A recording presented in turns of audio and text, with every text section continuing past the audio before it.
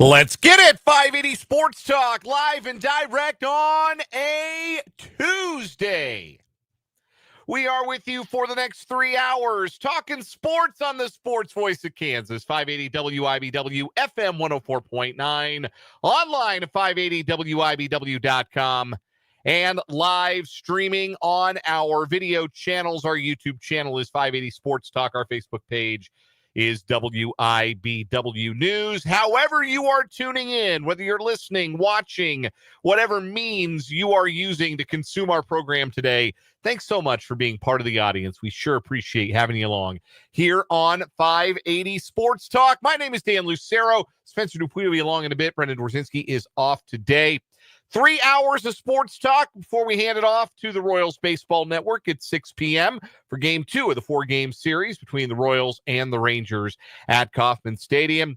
And I am hearing reports of some boys playing some ball.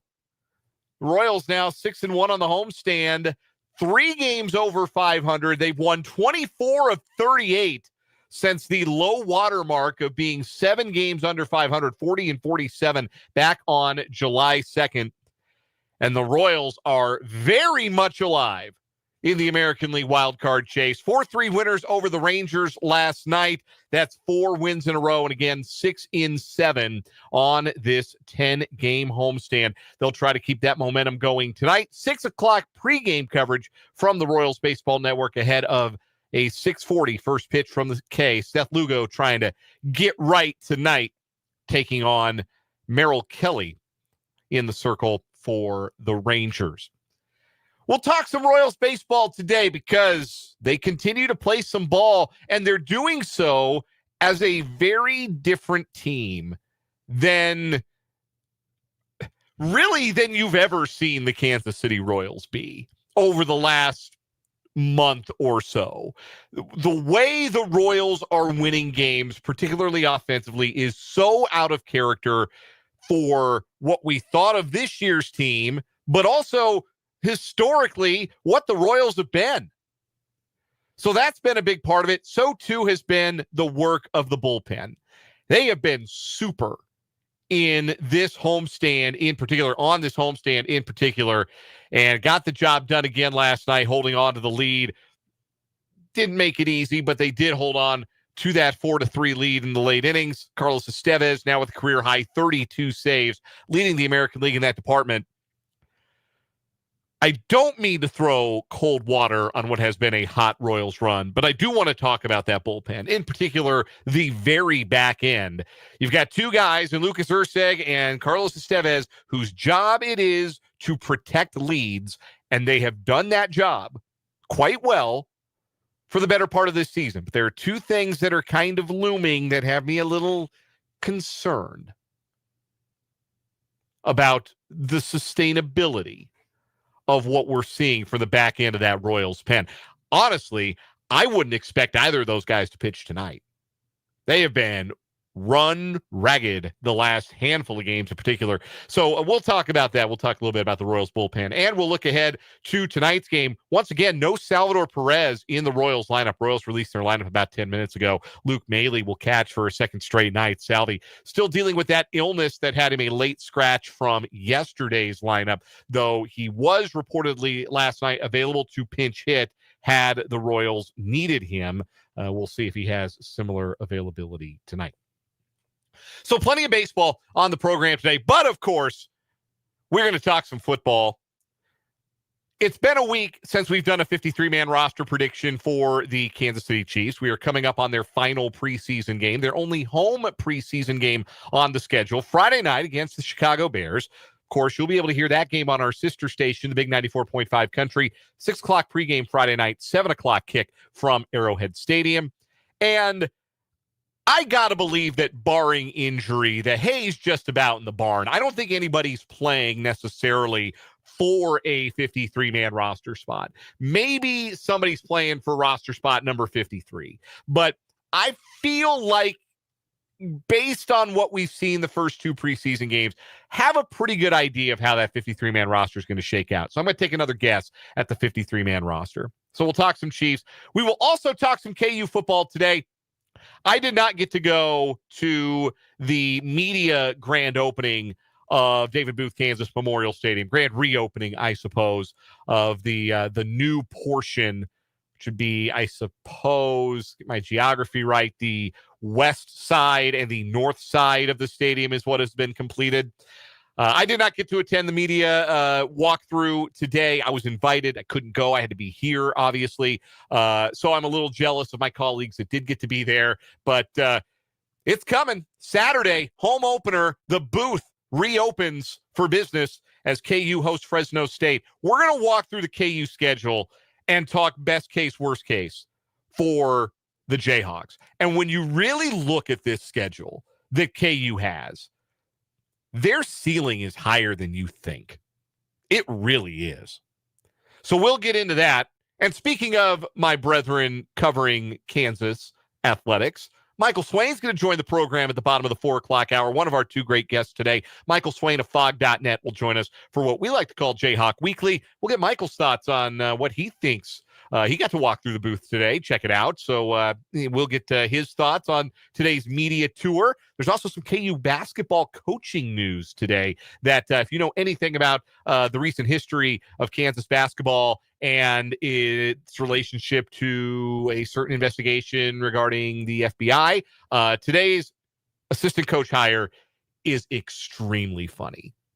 It's also really good business for Kansas. We'll talk about that with Michael Swain later on in the show. I said he's one of two great guests today. Of course, 5:25 today, we'll chat with the voice of the Chiefs, Mitch Holtis, for a training camp report brought to us by Hy-Vee and Azura Credit Union. Rookie week continues on our training camp reports. We'll talk to Mitch at 5:25. Plus, we'll get to all the typical Tuesday shenanigans on the show. We'll have our 580 Sports Talk headlines. We'll have Random Question Tuesday. We'll do What Is Wrong With You, all that fun stuff. And we want to hear from you throughout the program. As always, you are invited and encouraged to make your voice heard on 580 Sports Talk. The text line is open, 785-272-9429. Shoot us a text, 785-272-9429. You can also interact with us in the live chat. If you are watching on our YouTube channel, 580 Sports Talk, hop on in the chat. I know more of you are watching because I see our subscriber numbers going up. I'm seeing the streaming numbers going up. If you're checking out the YouTube, get in the live chat. Introduce yourself if you've never been there before. Interact with your host, certainly, but also interact with your fellow listeners as we go about the program today. You can find us again on our YouTube channel, 580 Sports Talk. And if you have not subscribed, today's a great day to do so because we are now 14 subscribers shy of that stretch goal of reaching 800 subscribers. And when we get there, Brendan Dworzinski and I are going to arm wrestle during an episode of 580 Sports Talk, and it will be streamed live on the YouTube channel.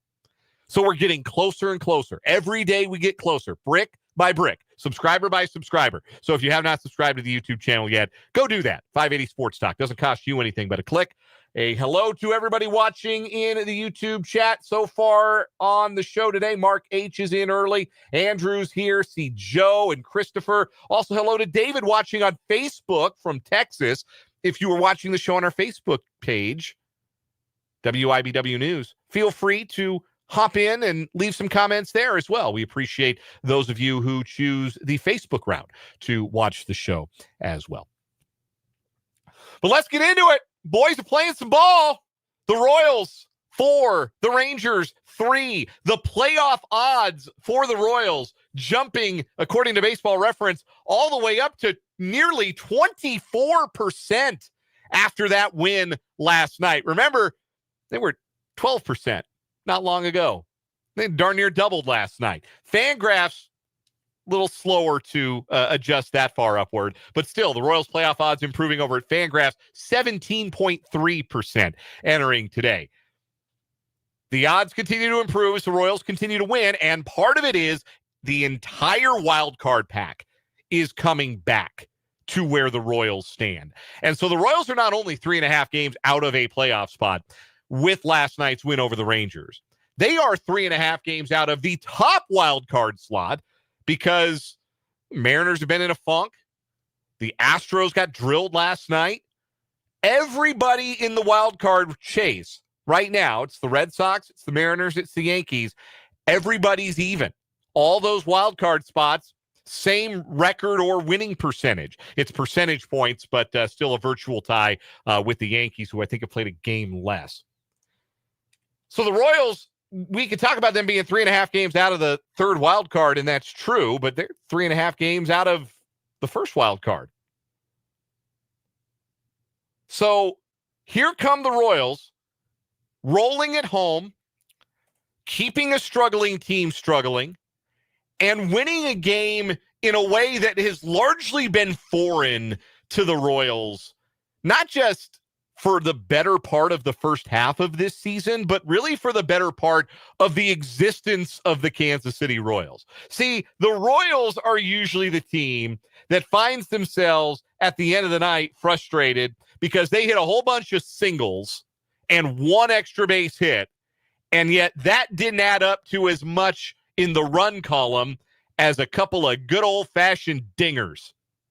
That's usually the Royals, right? In their history, that's usually the Royals who will out-hit you and lose anyway because it's a bunch of singles and maybe a double or two thrown in there. And the other team not impressed with their strong home run slams, and they get out with a win. We saw that happen to the Royals quite a bit in the first half of this season.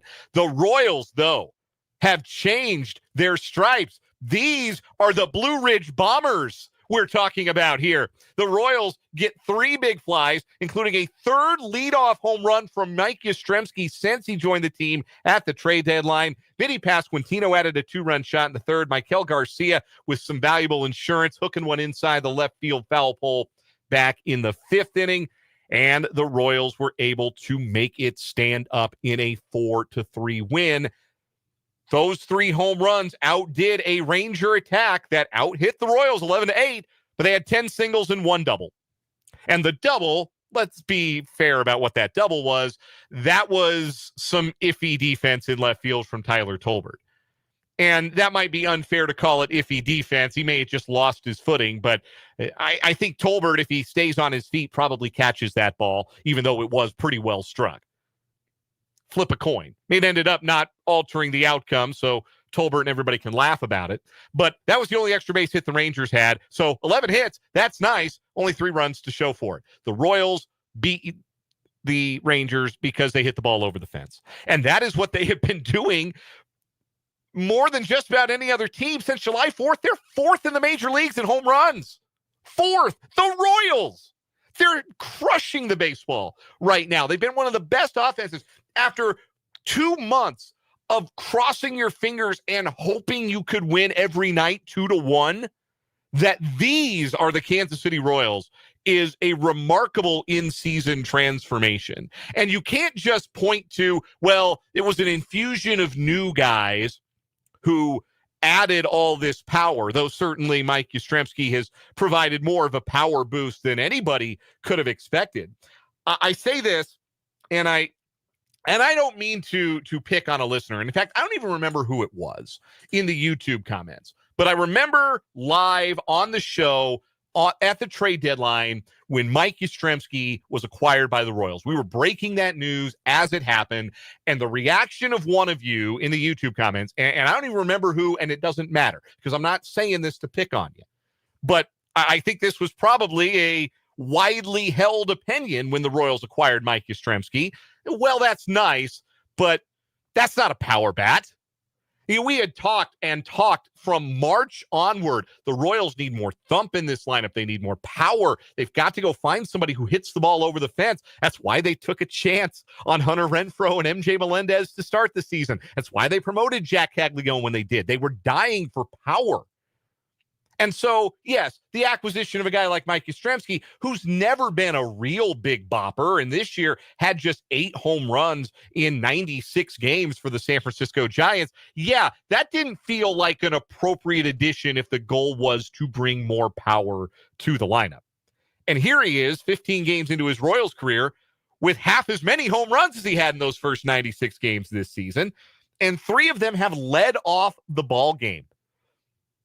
No small thing to be able to jump out to early leads, stake this pitching staff to advantages. Such a big deal. And Yastrzemski has brought that, even though his batting average with the Royals is only .222, his slugging percentage is .578.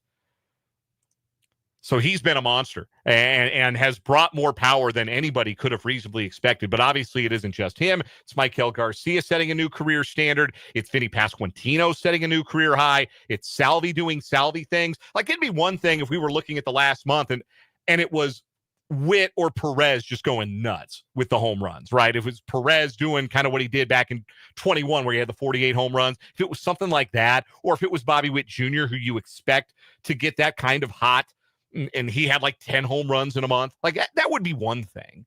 But up and down the lineup, you're getting power from Mike Yastrzemski. You're getting power from the 9-hole and Kyle Isbell. You're getting home runs from Adam Frazier. It's up and down the lineup. Balls are jumping out of the ballpark.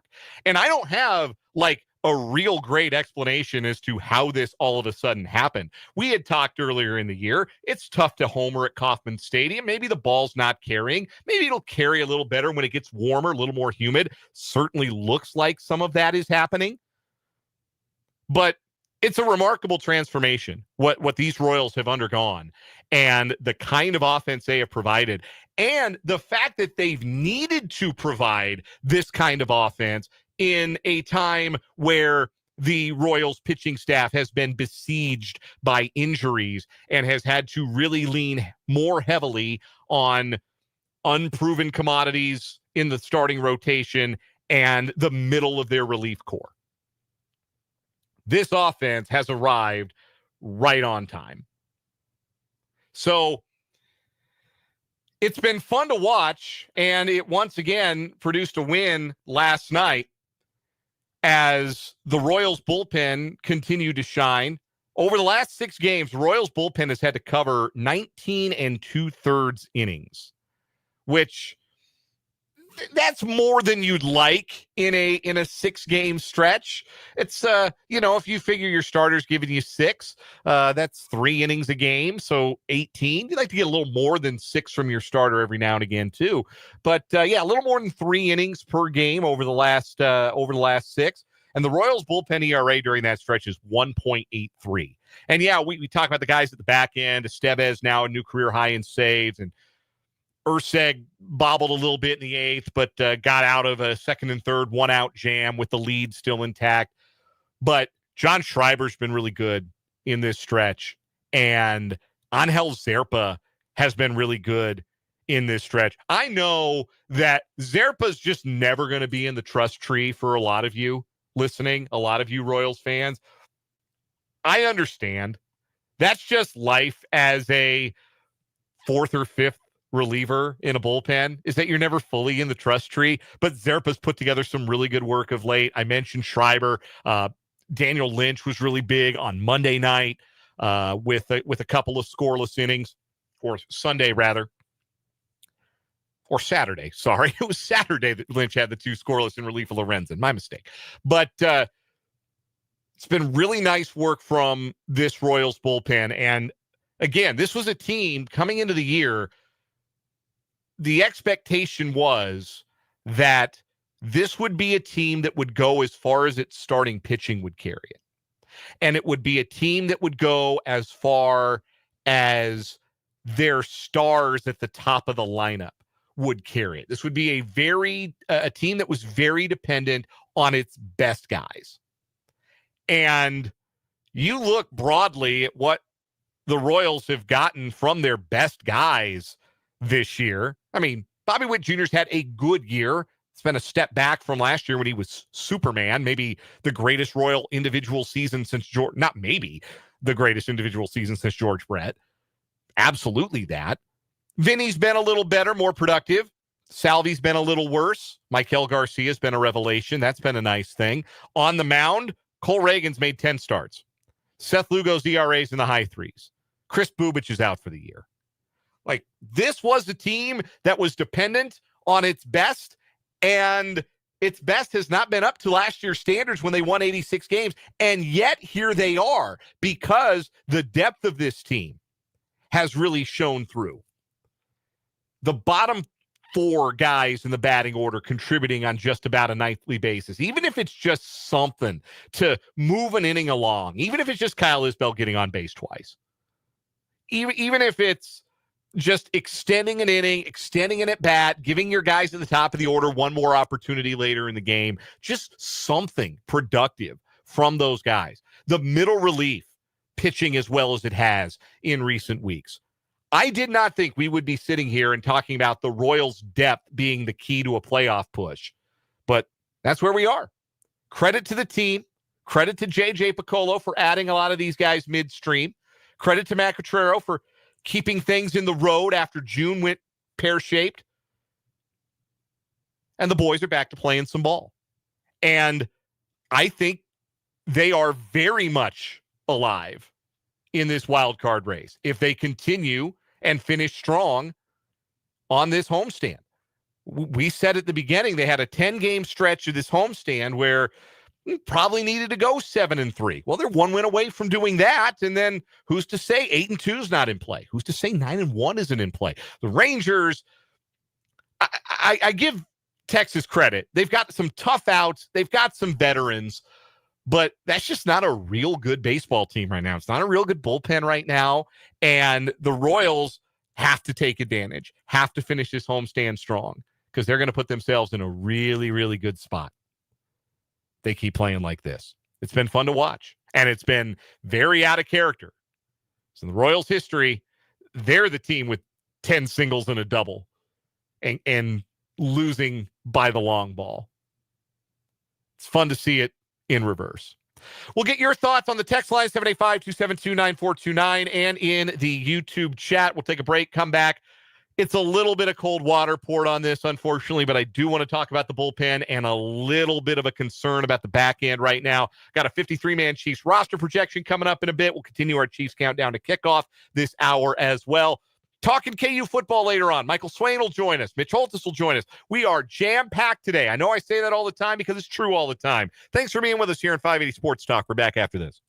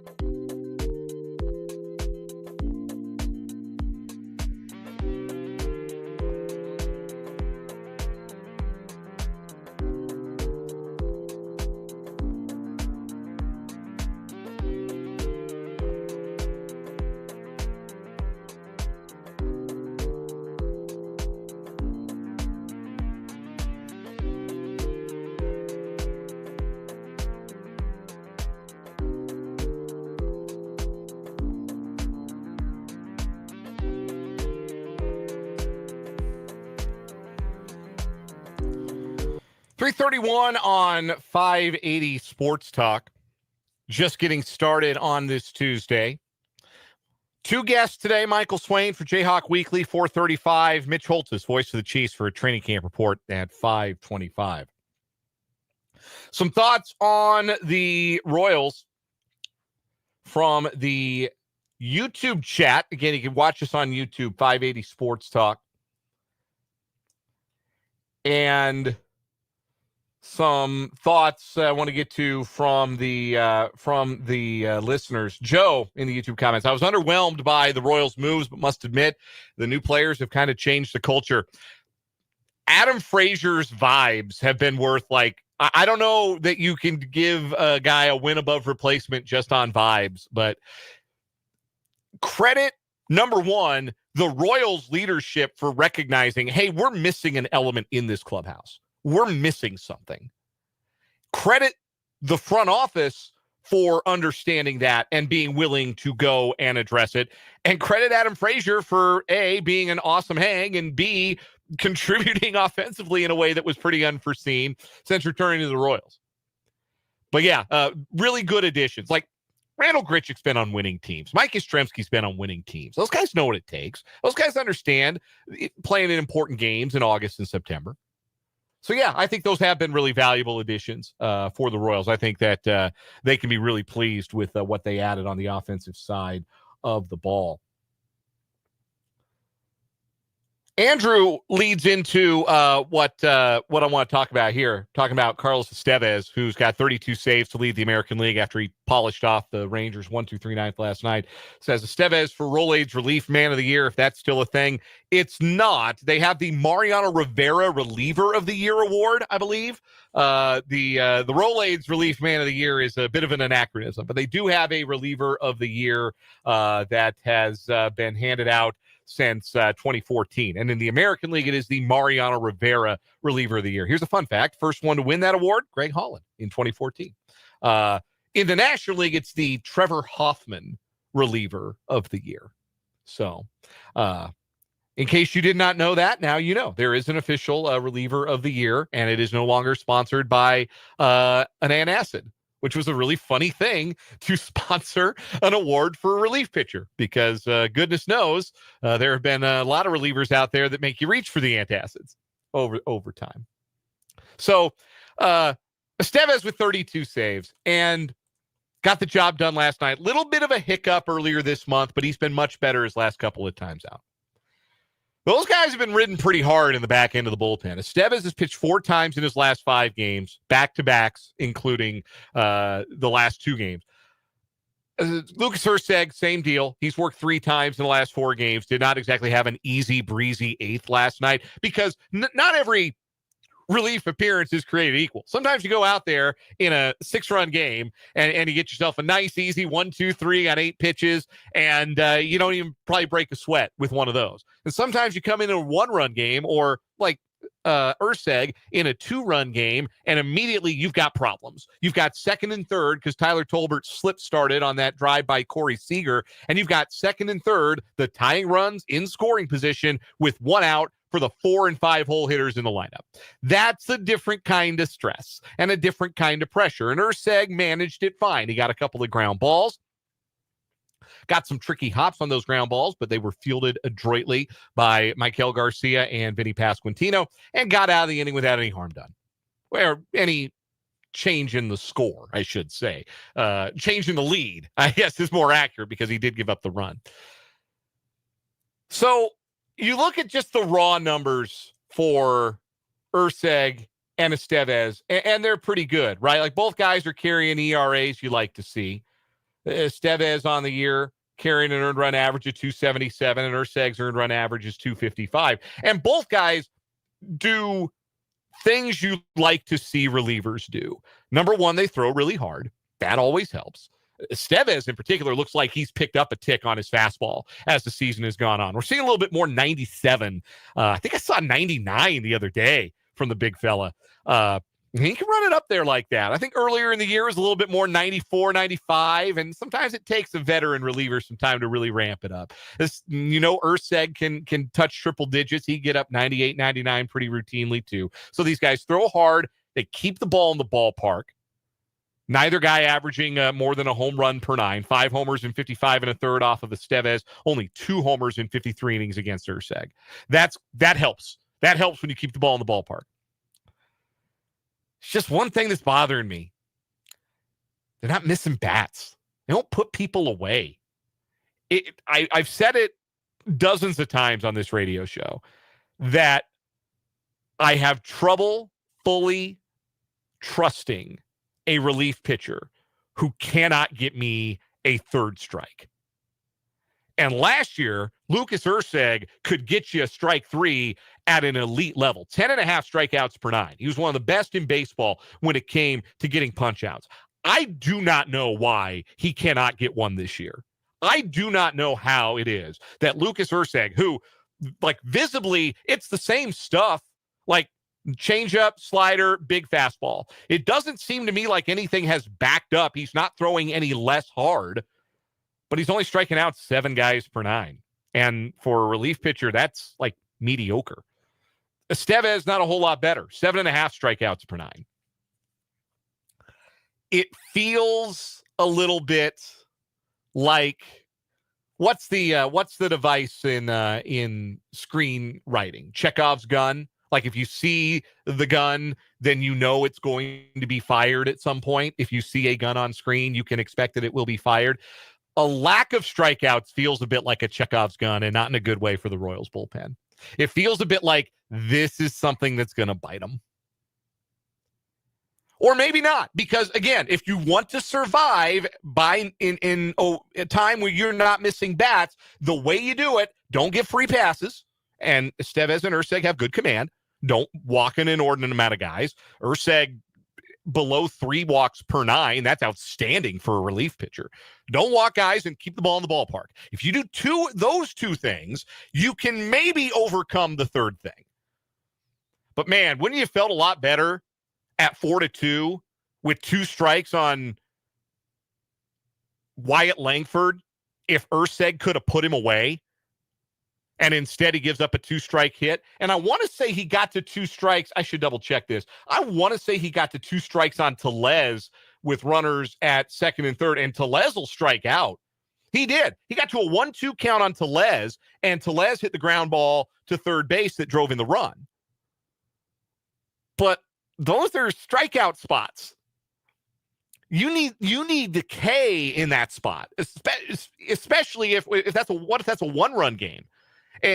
Does Urseg have that ability to reach back and make somebody miss? I don't know why Urseg's strikeouts have backed up so much. It's the biggest mystery of this season as far as I'm concerned for the Royals. But that's the thing that's looming for me as a potential concern for 2 guys who've otherwise been really good. And home run prevention and walk prevention is at a high level for both of those guys. And I don't get nervous. I don't start pacing around my apartment when those guys come in. My apartment. That's back when Estevez was a Rocky. I had an apartment. I don't pace around my living room in my home that I own with my wife and my family when Estevez or Urseg come in the game. I don't worry that they're not going to get the job done. But man, as these games get higher stakes and as you have less and less margin for error, I need to see strike 3. I need to see strike 3 from those guys a little bit more often. We'll take a time out here at 580 Sports Talk. When we come back, we know one change to a 53-man roster projection, but how else is it looking for the Chiefs through 2 preseason games? We're going to pivot to the gridiron next on 580 Sports Talk.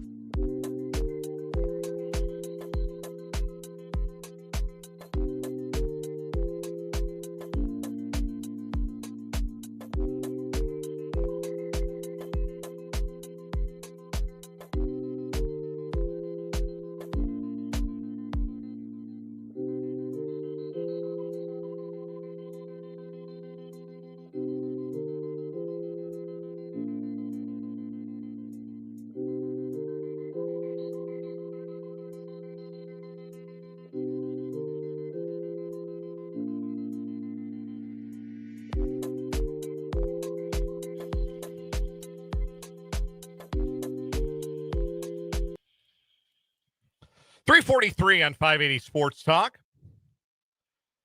Chiefs preseason finale is Friday night. They will play their lone home preseason game. I do think, and Andy Reid would never admit this, he doesn't have to, I think it's pretty obvious, that there's some desire to get the starters some preseason action in front of the home fans. So you're going to see some starters on Friday night that you did not see in Game 2 in Seattle last week. It's the Chiefs and the Bears, 7 o'clock kick, 6 o'clock pregame. You'll be able to listen to Mitch Holthus on the Chiefs Radio Network on our sister station, the Big 94.5 Country. We'll have Royals baseball here on 580 that night. 1 week ago today, we did our most recent 53-man roster projection for the Chiefs. And I don't know that a lot has materially changed about it based upon what we saw in preseason game number 2. Obviously, there's one spot that I thought was spoken for that is no longer because Felix Anudike-Uzomah is on season-ending injured reserve. So he will not be a part of that opening day 53-man roster. I still think that the Chiefs are going to carry 9 defensive linemen. Now the question becomes, who's the 9th guy? And my hunch right now is that it's going to be defensive tackle Marlon Tuipulotu. And here's why I think it's going to be Tuipulotu over Malik Herring, who we have seen appear in some games for the Chiefs the last couple of years. Number one, Tuipulotu played a lot in the first half with some of the starters where Herring didn't get as many reps with the starters. Now, some of that was no Chris Jones on Friday night in Seattle, but Tuipulotu got his share of first-team reps. And the other reason is I think that it might be beneficial to have that extra body on the interior rather than at rush end, because then that takes some of the pressure off of some of your bigger guys like Mike Pennell to play a whole bunch of snaps early in the season, or Omar Norman-Lott dealing with an ankle injury. You don't have to speed him back necessarily and try and get him a whole bunch of snaps. I think it's going to be a defensive tackle in for Felix. I think it's going to be Marlon Tuipulotu. It's going to be either him or Herring, but that's my argument for Tuipulotu. I think it's going to be him on the 53-man roster. Do you think they'll have 9 active on a game day? No, they won't have 9 active on a game day. No, they'll have somebody inactive, but that inactive could be Norman-Lott if the ankle's flared up. That inactive could be Pennell. That inactive will more likely be Tuipulotu more often than not. But I think they'll appreciate having that extra body at DT. And, if they find themselves short at defensive end, obviously we see Chris Jones kick out there on a lot of passing downs. Leo Chanel can line up hand in the dirt or as a modified rush end. Steve Spagnuolo will get creative, is what I'm trying to say with how he's going to rush off the edge. So I think it's Tuipulotu with the edge, just based on what we saw there. Feel even better about the running back group being Isaiah Pacheco, Kareem Hunt, Rashard Smith, and Carson Steele.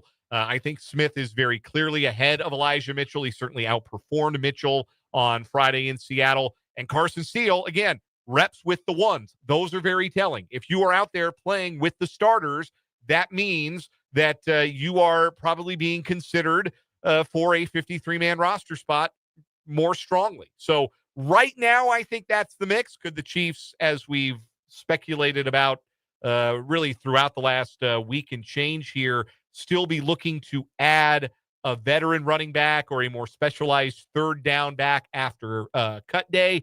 Certainly a possibility. But right now, in-house, I think those are your 4 running backs. Some injuries to monitor. Jack Cochran's dealing with an injury at linebacker. Jalen Royals is dealing with that knee tendonitis at wide receiver. Najee Johnson has the strained shoulder. Mike Edwards has a hamstring injury. Any one of those 4 could wind up on early IR. They do injured reserve differently now. You have to spend, I think it's 4 weeks. Pretty sure it's 4 weeks at least on injured reserve, and then you can be activated, but then somebody else would have to come off the 53. But those are 4 guys to be watching right now as potential IR candidates. I don't think anybody there is an IR redshirt candidate. There's not like a Byron Pringle in that bunch. Maybe that's what they do with Jake Brenningstool, just to make sure that they keep him around. He continues to be kind of in and out of practice. That would not surprise me, so they don't have to expose him to somebody else's practice squad. If they really like him, I think they could probably slip him through. There's just not there's no like game film of him right now with the Chiefs. Do you think there could be a guy like maybe Jake Brenningstool that's on this roster that nobody, well, I guess maybe not Brenningstool, that nobody expects? Like last year, they essentially had a 52-man roster and held an offensive tackle, Ethan Driscoll, on their roster, and he didn't play at all last year, but nobody expected him to make the team either. So if there's somebody like that on this roster, I don't know that they've got room for that, because I think the 9 offensive linemen are already set, and I think they're set in the interior. It's going to be, I think, hard for Driscoll, though he hasn't been in practice. He had an appendectomy. Yeah, is what happened. As someone who has also had an appendectomy, I don't blame him for not like rushing back into football activities. Oh no, I just think it's interesting. I couldn't put on my socks without pain for a week. Yeah, I can't imagine wanting to get back and playing some football. I'm surprised he doesn't go on IR. I mean, I don't know if you can IR a guy with an appendectomy, but I mean, maybe they can. Maybe that's the guy. I think that's more likely a practice squad candidate for them, and somebody who could get through there. But I just feel like last year nobody expected him to make the roster, and somehow he made the roster. So there's always a guy that you don't expect. And he only was active for 2 games. I feel like there are still some guys that are a little bit on the bubble. At linebacker, Cole Christensen and Cooper McDonald are guys who are bidding to make the team. I was not really impressed with what I saw from Christensen on Friday in Seattle. Cooper McDonald's had a really good camp. Matt Derrick talked about him last Friday as somebody who really stands out. Maybe that's a guy who gets a look over Cam Jones at linebacker. Cochran's making the team. Yeah. They like him too much. He's going to make the team. He's a core special teamer. At wide receiver, if they keep one more, it'll be one of Nico Remigio, Jason Brownlee, and Sky Moore. If there are some concerning defensive back injuries, if there's a chance that Najee Johnson's going to miss time, that Mike Edwards is going to miss time, keep an eye on that position on the waiver wire too when the rosters go down to 53, and see if maybe the Chiefs make an addition there if they have to send somebody to injured reserve. Speaking of IR, real quick question that we'll take here before we take our time out. Andrew in the YouTube comments asking what's the differences between the IR and the PUP list, physically unable to perform. The PUP list only applies going into training camp to players who suffered injuries prior to the start of training camp. So you could not put like Felix Andike-Uzomah, you don't put him on the PUP list because his injury occurred during the preseason and during this preseason period. But if there's a player who, is dealing with a nagging injury or they had surgery on something and they're taking them some time to get back, like Christian Fulton, you can put them on the PUP list. They can stay on the PUP list. They can't practice while they're on the PUP list.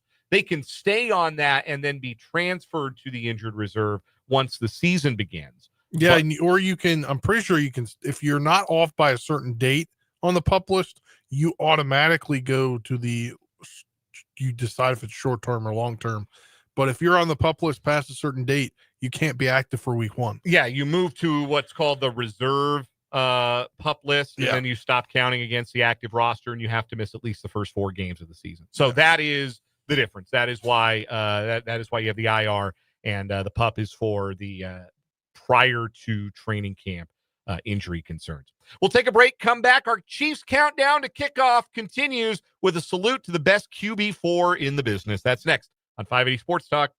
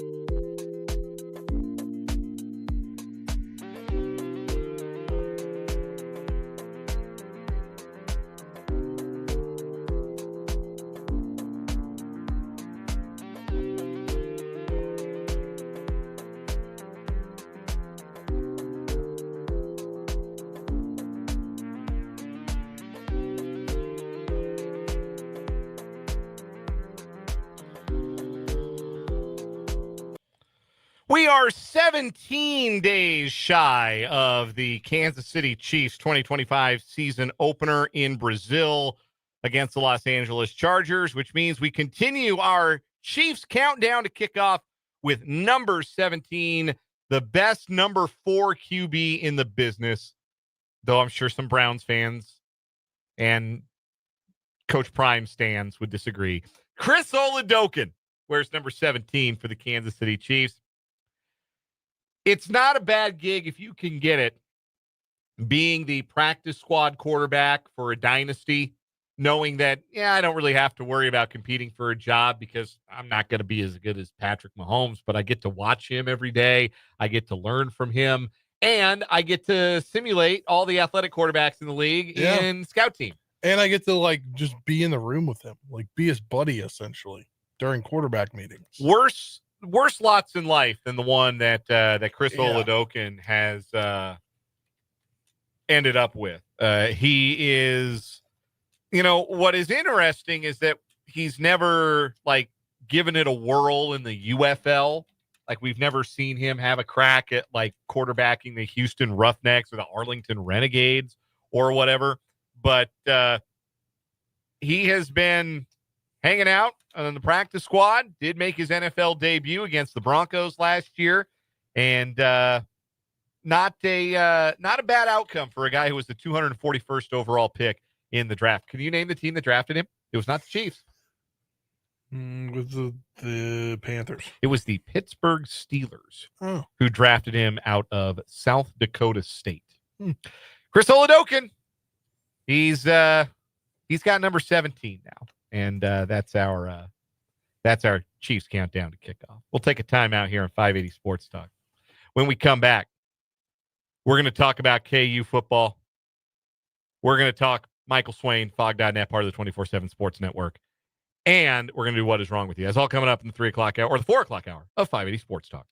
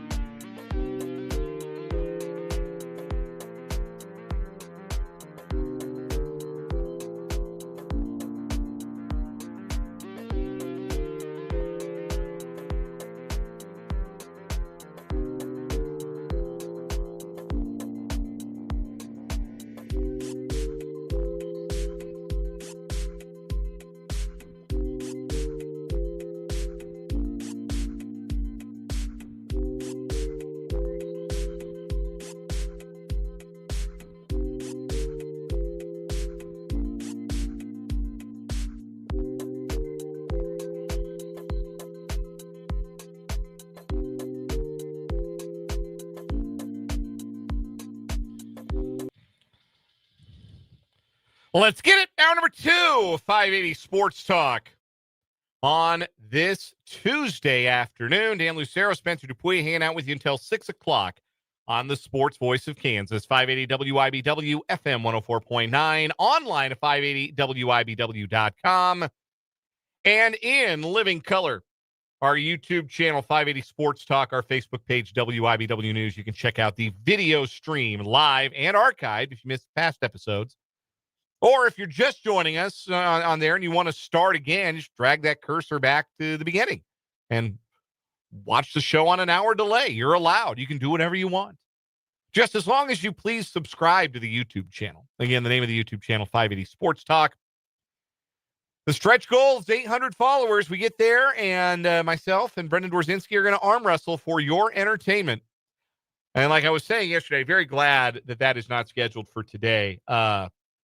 Working those, you ever worked one of those power hedge trimmers? No, I can't say it. They did a number on my forearms. I'm still feeling a little tightness, little forearm tightness. I might have to go on the injured list if I were a major league pitcher with forearm tightness with the hedge trimmers. Hedge looks great. That's good. I mean, we accomplished what we needed to accomplish. If the end result is good, then I guess no matter what happens, it's good. I finished I finished with all 10 of my digits on my hands. Didn't Jason Pierre-Paul myself with the hedge trimmers. So yeah, that was good. But still working through a little soreness right now. So we'll thankfully, I'm sure that will not be a consideration by the time we get to 800 YouTube subscribers. Or maybe there are 14 of you out there right now that want to just subscribe today and get us there. That doesn't mean, like, if we got there like in the next 30 minutes, it wouldn't be up. But we gotta circle the wagons and arm wrestle today. No, we're gonna promote it. We're gonna like have some fun with it on the YouTube channel. We're gonna take our time with it, but we will do it when we get to 800 subscribers on the YouTube channel, 580 Sports Talk. Coming up this hour on the show, we're going to talk some KU football. It is Tuesday after all, which means Michael Swain joins us at 4:35 for Jayhawk Weekly. It'll be the final Jayhawk Weekly before the start of the college football season. So we'll get a preview from Michael, get his thoughts on what this KU team's ceiling and floor is. We'll also talk to him about the news from the KU basketball program today. We got What Is Wrong With You coming up as well. And plenty more as we go along until 6 o'clock when we'll hand it off to the Royals Baseball Network. Mitch Holtz is 5:25, headlines in the 5 o'clock hour, all that good stuff. Your What Is Wrong With You winner today, though, is going to be me. It's me. I'm actually kind of amazed it took this long for this to happen. But we got the wrong number on the countdown to kickoff today. We have done since there were 99 days until kickoff. We started this at number 99. And we got all the way to number 17 before I screwed up. That's not bad, to be honest with you. That's really pretty good, all things considered, that we didn't have a screw up somewhere in the middle. But we had a screw up today. Hey, look, we are broadcast journalists. We aren't mathematicians. We are not. Crucially, we are not. Never said we have been. And we own our mistakes. We get things wrong. We own our mistakes on the program. I wanted to talk about Chris Oladokun, and I got really excited to talk a little bit to have a little end of the hour, give Chris Oladokun his flowers, carving a career out of being a 7th round pick and being the Chiefs scout team quarterback. I got so excited to talk about him that I forgot he wears number 19 and not number 17. Today is 17 days to kick off. 19 days would have been Sunday. So we didn't get to talk about Oladokun, which is sad. But today is 17 days to kick off. We should have talked about number 17. That is Gardner Minshew. And all I really got to say about Gardner Minshew is I think he is a substantial upgrade at backup quarterback from Carson Wentz. Yeah. Like substantial. Just watching him in the preseason just seems to have a better feel for like being able to make some plays. Like, I certainly think if you are an NFL team and you have to start Gardner Minshew for an extended period of time in 2025, you're probably not having a very good time. But, like, Mahomes gets stepped on, heaven forfend, and he's got a hangnail, and he can't go out and finish the second half of a game. Do you think they can keep it in the road with Minshew? I do. I think they can hold it in the road with Gardner Minshew. Yeah. I think he is a hold it in the road kind of backup quarterback over the short term. Over the long haul, we kind of know what that is. But if he were better over the long term, he'd be starting somewhere. So there you have it. We are Gardner Minshew days away from kickoff. And boy, is my face red. You can see it if you're watching on the YouTube. Thanks to Ryan, who was the one who called it to my attention in the YouTube chat and then reminded me, helpfully, that Patrick Mahomes wears number 15. So in 2 days, Thursday, when we come on after Royals baseball, we'll talk about Mahomes. Tomorrow's number 16. Nobody wears that one. Nobody's ever going to wear it again. So we'll have an easier one for the next 2 days, and I won't screw up again because the odds are pretty good I won't screw up again, because if it took me until number 17 to mess up, I think I can get through the final 16 days without a bobble. Yeah. Fingers crossed. Fingers crossed. Anyway, let's talk some college football, shall we? The Kansas Jayhawks open their 2025 season Saturday night at the new booth against the Fresno State Bulldogs. We will do this with Kansas State tomorrow. Obviously, we'll have, Wednesdays are kind of our K-State day. We do Wildcat wrap-up on Wednesdays. There will not be a Wildcat wrap-up this week, it would appear. The time change with the Go PowerCat crew in Dublin, making it a little tough to line that up. But I thought he said to call him earlier in the day. Yeah, about that. I don't think they realized just how hard jet lag was going to hit them. And I'm not selling out Tim Fitzgerald or the Go PowerCat crew by saying this, because that's what they told me. That jet lag took a 2x4 to those guys. Yeah, no, he posted on X last night, and I jokingly sent back a gif of more Guinness beer. He would appreciate that. He's a big GIF guy, Tim Fitzgerald. Yeah. I don't think he's ever responded to a text of mine with not a GIF. I think every response I've ever gotten from Fitz is a GIF. So he definitely appreciated that. But so even if we don't have Wildcat wrap up tomorrow, we still are going to fill that void. Shahan Jayaraja of CBS Sports is going to join us on tomorrow's show. We'll get a preview of the entire college football season with Shahan. He'll join us at 3:35 tomorrow. But we'll do K-State's schedule tomorrow. We're doing KU's today. We're going to take a look at the KU football schedule. And as I wrote it out, really looked at it, I am now of the belief that the ceiling for Kansas is much higher than even I was willing to give it credit for going into the season. I broke the games down into what I think your desired outcome or your likely outcome, or maybe even in some cases your necessary outcome is. Like, Fresno State's a game you have to win. That is a brand new football team, essentially. I think they have 43 new players. They got a new head coach, Matt Entz, taken over there at Fresno State. So they are really an unknown in a way. A lot of college football teams anymore, they turn over their rosters and they're kind of unknown commodities in that way. And then you're always an unknown commodity with a new coach. But new coach and all 43 new players, I have no idea what Fresno State's going to do. They come out and run the T. I don't have any idea what it's going to look like for the Bulldogs. But at the game, you're Kansas. You want to run with the big dogs in the Big 12 against a Mountain West Conference team and a middle of the pack to bottom of the pack Mountain West Conference team. That is a must-win football game. That is a game that if you are KU, you have to win. Same with Wagner the next week, because obviously that is a game that you absolutely have to win. I consider the border war in week 3 in Columbia to be a toss-up. If you made me pick a side, I would lean Mizzou. I think Mizzou's defense is going to be really good. What do they got going on at quarterback is my big question, because I don't know that Bo Pribula is actually good. I don't know about Sam Horn either. I think if Eli Drinkwitz was really confident, he would have named a starter by now. And look, man, I'm getting text alerts at like 11:30 from Pete Thamel on the ESPN app telling me like North Texas is named a starter, but I haven't heard about Mizzou. So this could just be Eli Drinkwitz being weird, because to establish again, he is the weirdest man to be actively coaching a Power 4 football team, at least in my opinion. Very, very strange man. So maybe this is just some gamesmanship. I don't know why you need to do all the brinksmanship, but that's maybe just where Mizzou is right now. But The question mark at quarterback for me makes them a little bit more vulnerable than they might have been otherwise on their home field. Also, it's a rivalry game. Throw the records out the window, yada, yada. That feels like an early season toss-up to me.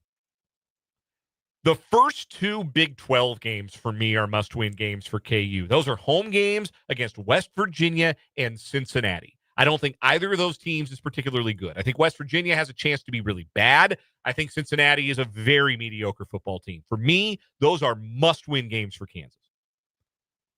They go to UCF. I think that is a likely win. I think they should be better than UCF, but it is a long road trip, and those things can be dicey in conference play. But I still think that is a game that KU should win more likely than not.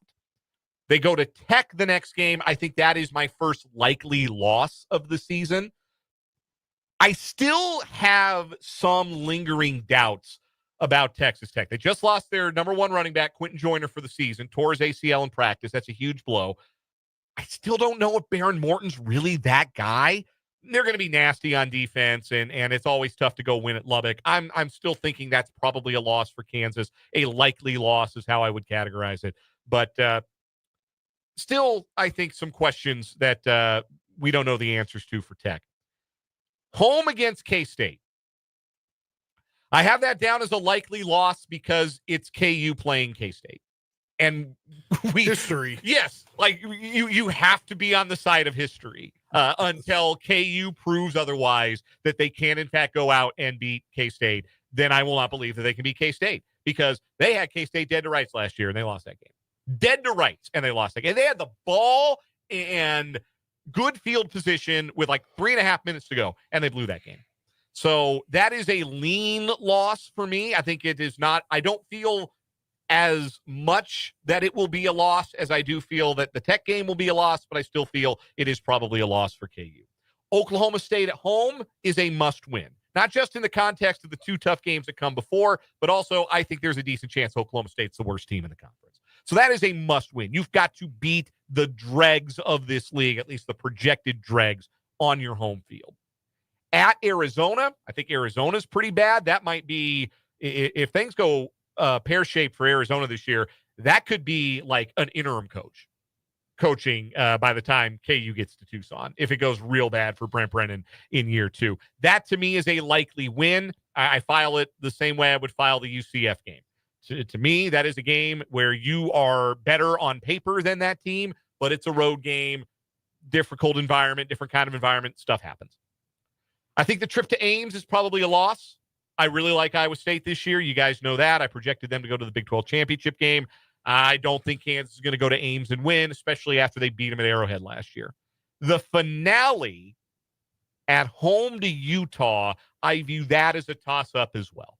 I view that as a bit of a toss-up because I think Utah is really good. But again, that's the end of the year. I'm not sure what we're going to be able to make of either of those teams. It is a home game, senior day, all those emotions. That's a toss-up for me. So I've got 5 games that are must win, 2 games that I think are likely wins, 3 games that are likely losses, and 2 toss-ups.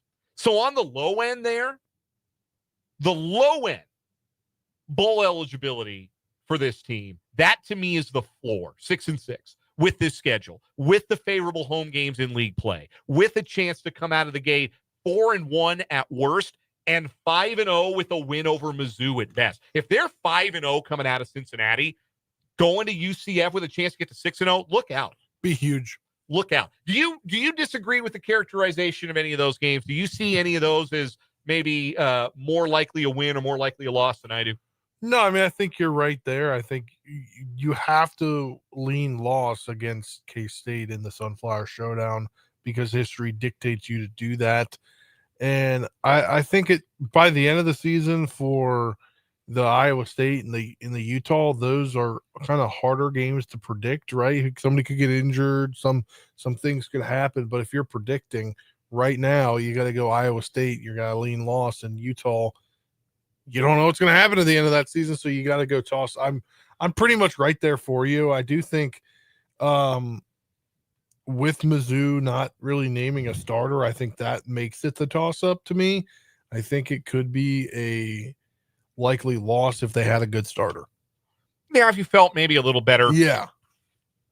about either lean loss if they had a Pravula better starter. or Horn, because I think Missouri's defense is legitimate. Yeah. And they got some playmakers at wide receiver. That's going to be a tough game.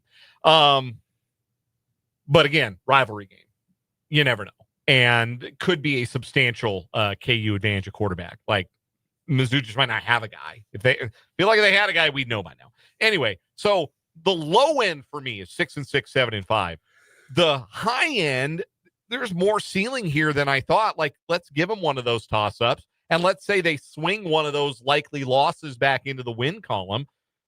You're talking about a team with an outside chance to win 8 or 9 games. And that is optimistic. Like, obviously, that we're talking best case scenario here for KU in that regard. That's a bit higher. I kind of felt going into like the summer, going into the start of fall camp, that they feel like they're probably about 7-5 to me. And if you pin me down to a prediction, I still feel like 7-5 is the most likely outcome for this team. But there are 3 things that I think could swing Kansas towards their ultimate ceiling, and maybe even have them in a spot where they're 9-3 at the end of the year, and maybe that Utah game has some really high stakes on. I believe that is Black Friday. That's a Black Friday game, the Utah game. There's a chance that could have really high stakes if KU's coming into that one, 8-3 or 9-2, depending on who the losses are. The 3 biggest questions for Kansas, if they answer these in the affirmative, they've got a chance to hit that ceiling. Number 1, the offensive line. Will it hold up? They've got 3 positions they feel pretty good at. Bryce Foster's a stud at center. Kobe Baines is pretty good at right guard. Michael Swain's very high on Calvin Clements, the Free State High kid. First year as a starter for him at left tackle. Solutions at right tackle and left guard have been a little slower in coming. But if KU finds the mix there, because towards the end of last year, the reason they were able to go 4-2 in their last 6 games, one of the main reasons, was that their offensive line was outstanding. They had one of the best offensive lines of the Big 12. Mike Ford was playing really well. Bryce Cabledew was outstanding. Obviously, Foster had come into his own. That was a line that really, Logan Brown really hit its stride at the end of last season. They keep that momentum going, find their long-term solutions at those 2 spots that are still up for grabs, feel like they can kind of pick up where they left off, at least on the offensive side. The back 7 defensively, are they going to find playmakers? Truth be told, they had a lot of star power in the defensive backfield last year, like Kobe Bryant, Mello Dotson, Marvin Grant, O.J. Burroughs. They had veteran guys, and certainly Bryant and Dotson, they had studs at cornerback. Their team numbers against the pass were not outstanding.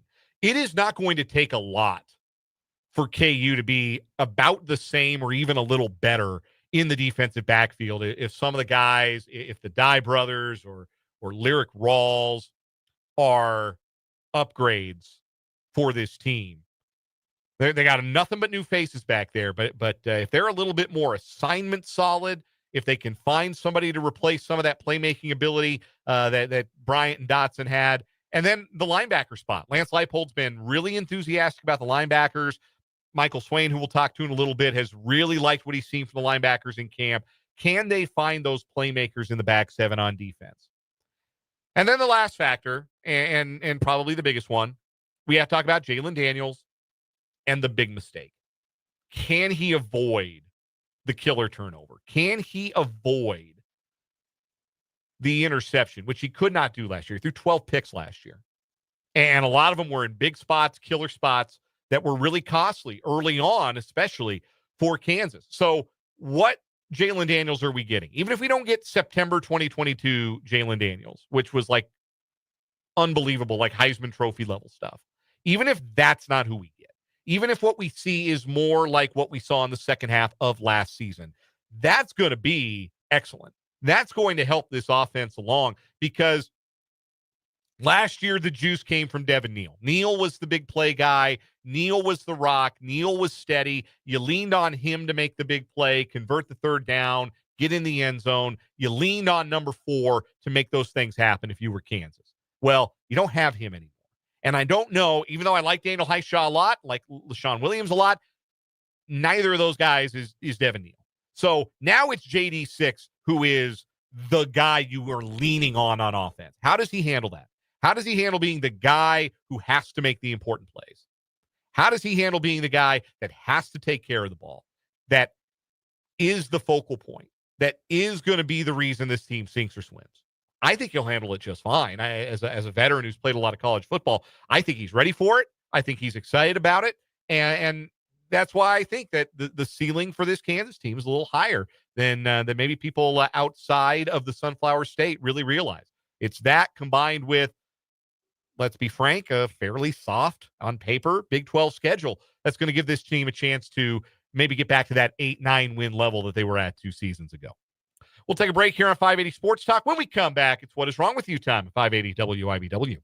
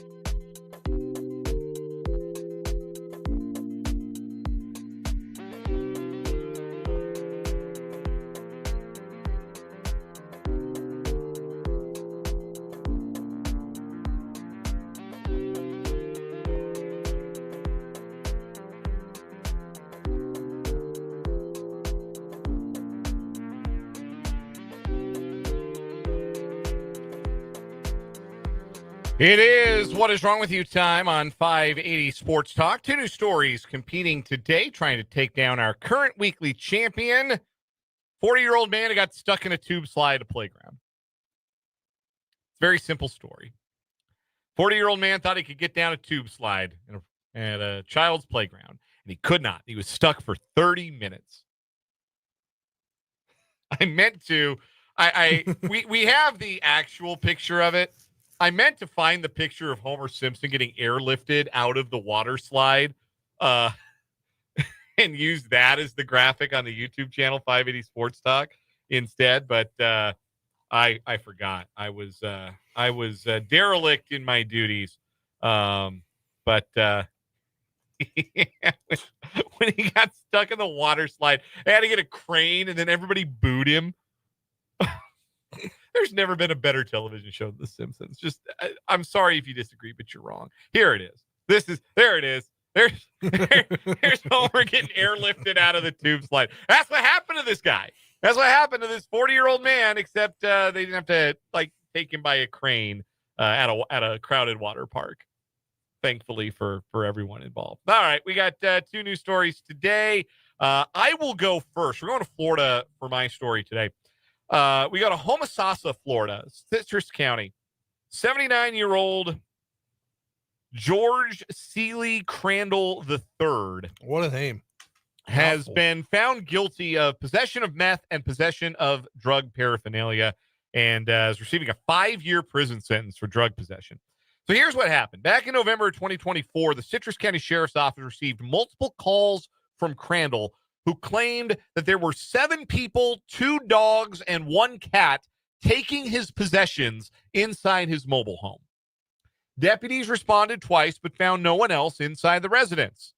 Didn't find the dogs or the cat either. Crandall was advised to secure his doors, but he called again an hour later, this time requesting a supervisor. Captain Samuel Carey responded to the 3rd call. While speaking with Crandall, the captain noted his rapid, irrational speech, inconsistent with dementia, but consistent with being under the influence of drugs. As the captain conducted a walkthrough, Crandall pointed to a curtain, claiming it was a man's shirt. He also told the captain that if he waited, he could arrest people walking through the walls. During the walkthrough, Captain Carey spotted a small red bag containing a white rock-like substance on the bedroom floor. Crandall tried to hide it, but was ordered to hand it over. The deputies also collected 2 plastic straws with residue. A field test confirmed the substance was meth. Given Crandall's prior felony criminal history, he was sentenced to 5 years in state prison. Now, apparently it wasn't enough for the guy to say, yeah, there are people and also cats and dogs taking my things. It wasn't enough at that point to think that, okay, maybe this guy's on something. But when he started talking about arresting people walking through the walls, that was the point at which they decided, all right, yeah, maybe we should check and see if this guy's got any drugs on him. And lo and behold, he did. Your story, Spencer. Yes, we are going to Florida as well. A Florida man was arrested last week while dressed in a full jester costume after he threatened a landscaper with a 12-inch long dagger. Apparently perturbed. Sorry, I can't speak there. By the sound of the worker's lawnmower. So basically, because he didn't like the sound of the lawnmower, he gets in this costume and pulls out this 12-inch long dagger. The angry jester Anthony Marzola was cuffed last Thursday following the alleged assault on Brian Hansen, who was mowing 2 lawns in on a St. Petersburg street near Mazzarlo's smoke shop shortly after 2 p.m. Mazzarlo, who was bizarrely wearing a full jester costume during the incident and arrest, pulled the huge dagger from his vehicle and stalked towards a blissfully unaware Hansen, who couldn't hear the jester as he approached, according to the arrest affidavit. The middle-aged clown started yelling that he can't be mowing, even though it was well into the afternoon on a weekday, according to documents. Once Hansen saw the weapon, he quickly used his lawnmower as a makeshift barrier between himself and the mad fool, who continued ranting. Mazzarlo, who owns the nearby psychedelic jester smoke shop. Oh, interesting. I think we solved the mystery of why he had the suit. Yes. Didn't specify why he was wearing the costume in the middle of the day. He ditched the getup for his booking photo, instead appearing in a standard orange prison uniform with a look on his face. The jester was charged with aggravated assault with a deadly weapon. He was booked into county jail on a $15,000 bond with strict orders to avoid contact with a shaken Hansen. I would hope so. The arresting officer said, "You look like a clown." He said, "No S, I'm a clown, stupid." So I love the fact that he's had a jester costume on hand. He says, "Oh, this is what I'll put on to show this guy I mean business." Yeah. And then pulls out a dagger. Or maybe he put it on to say, well, maybe he'll know I'm not that serious about the whole stabbing threat thing, and I just want him to stop mowing the lawn right now because at 2 p.m. Yeah. It's one thing like, oh, I'm trying to put my kid to bed and it's 8:30 and you're mowing during the summer. It's like, man, I get it, but I really wish you wouldn't. It's never occurred to me to go threaten somebody with a knife over it. And it's 2 p.m. Yeah, that's a totally weekday. Totally acceptable time. In fact, that's like an awful time to mow because that's the heat of the day. Yeah. Yeah, that guy's already going through it if he's mowing at 2 p.m. He's already having a hard enough time. He's mowing in the heat of the day in Tampa. Yeah, man, leave him alone. Come on, man. All right, that guy or our drug guy who wins today? Ty goes to sobriety. We'll go to the jester. Yeah, the jester with the knife. Does that beat getting stuck in the slide? No. I love the simplicity. This guy just thought, oh yes, I'm a child. I will be able to get down this tube slide. Nah, brother, you're 40. Nah, man. That is going to be that's going to continue on as our champion. See, there he is. There's our guy in the slide. That is our winner on What Is Wrong With You. We'll take a timeout, come back. Michael Swain of Fog.net joins us next.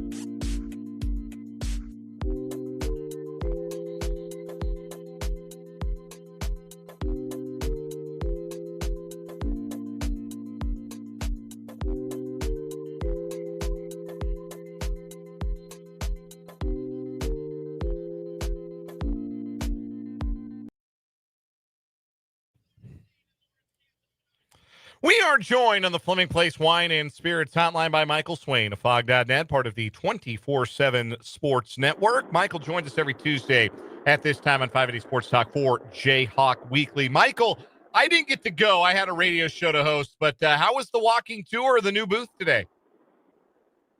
It was really cool. It was cool. I was talking with a couple people comparing it back to in the spring when we did the tour of mostly kind of the premium seating areas. We saw the press box. Like, it's a little disorienting, like putting it all together and being like, okay, you know, you saw it when it was still kind of gutted, but now obviously everything's ready for the game on Saturday.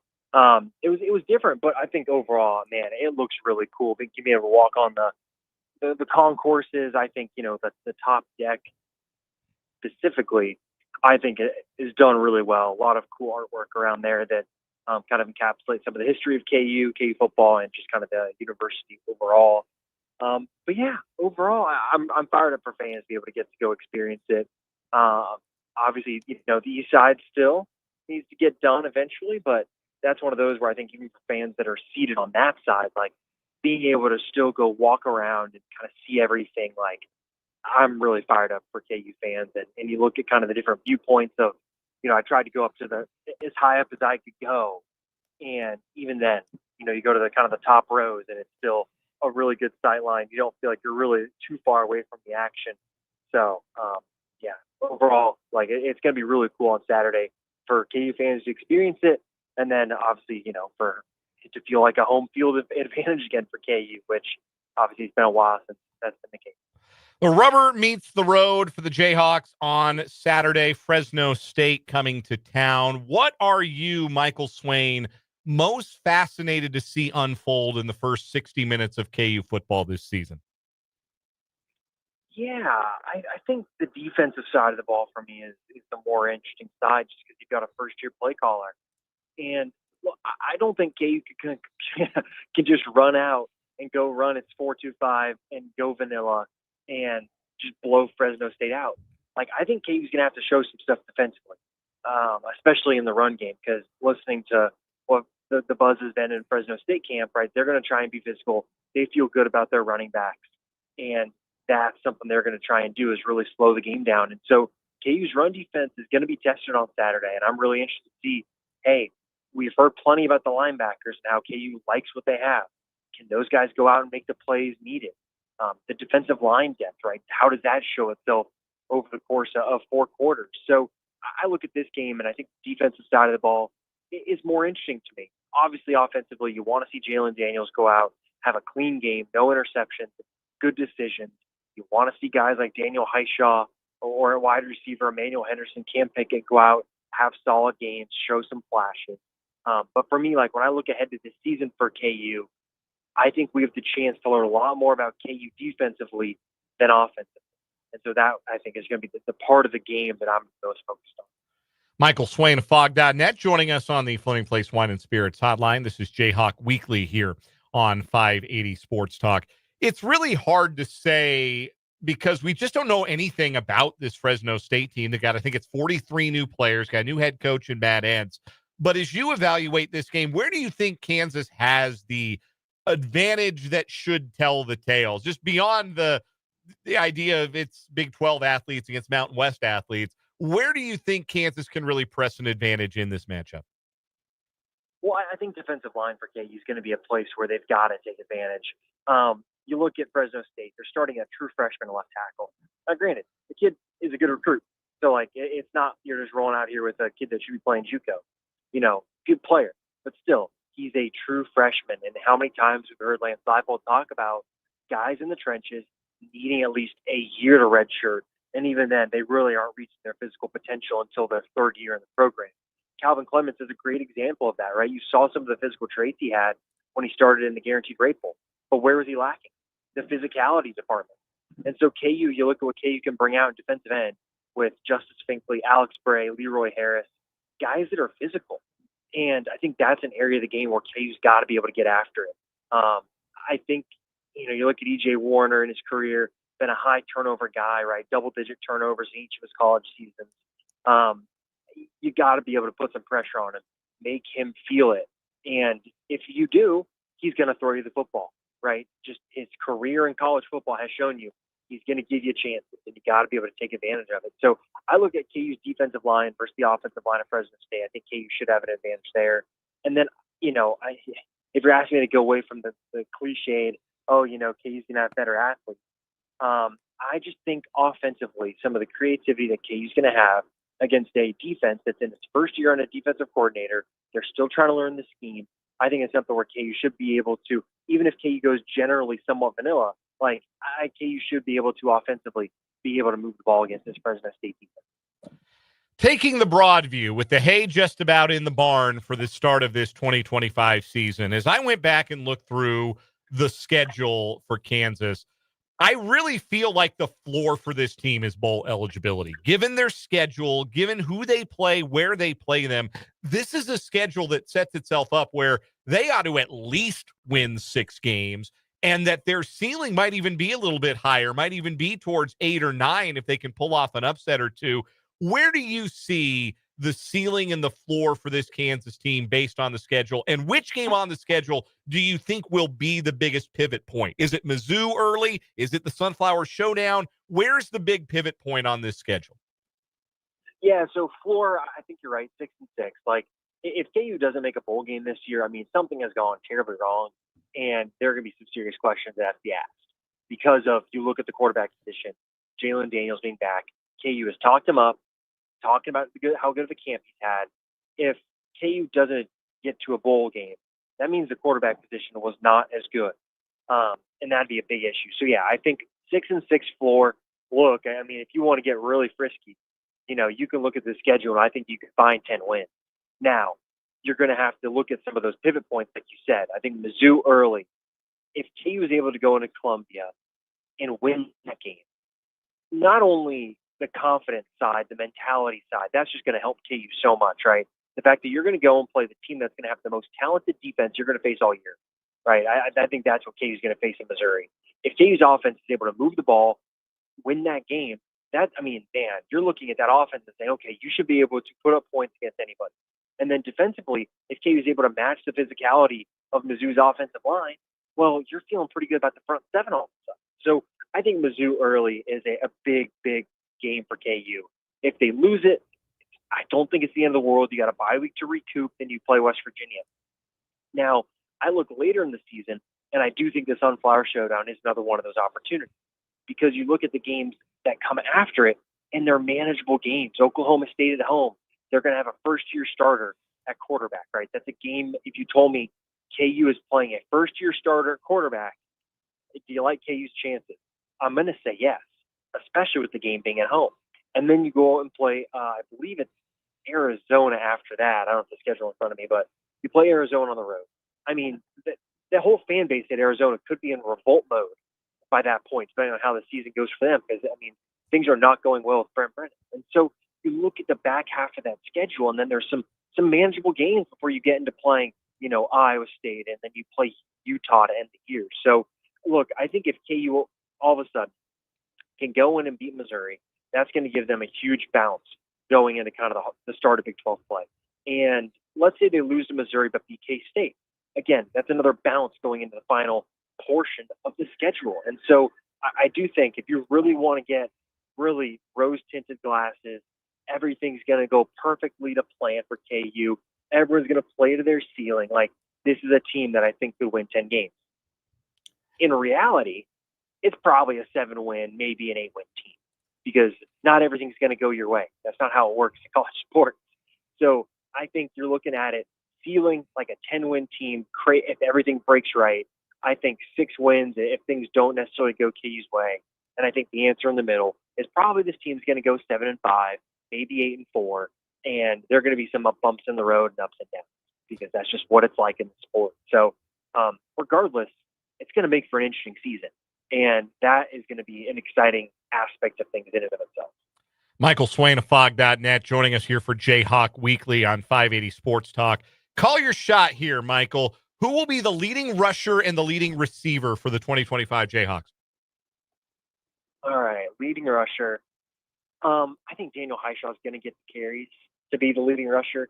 Obviously, if he stays healthy, I think he probably will do that. Now, cynical me is wondering, can Daniel Highshaw stay healthy for a season? And that part of me also thinks, I wonder if LeSean Williams ends up putting up some good numbers. Leading receiver, I'm going to go with Cam Pickett. He's someone that I've been talking about for VIP subscribers, as someone that I think has had the best camp, and from what I've heard, is probably KU's best all-around wide receiver. Now, look, Emmanuel Henderson, he's going to go make some big-time plays for KU, and if KU's offense is going to do what I think they probably can do, you need Emmanuel Henderson to blow the top off the defense.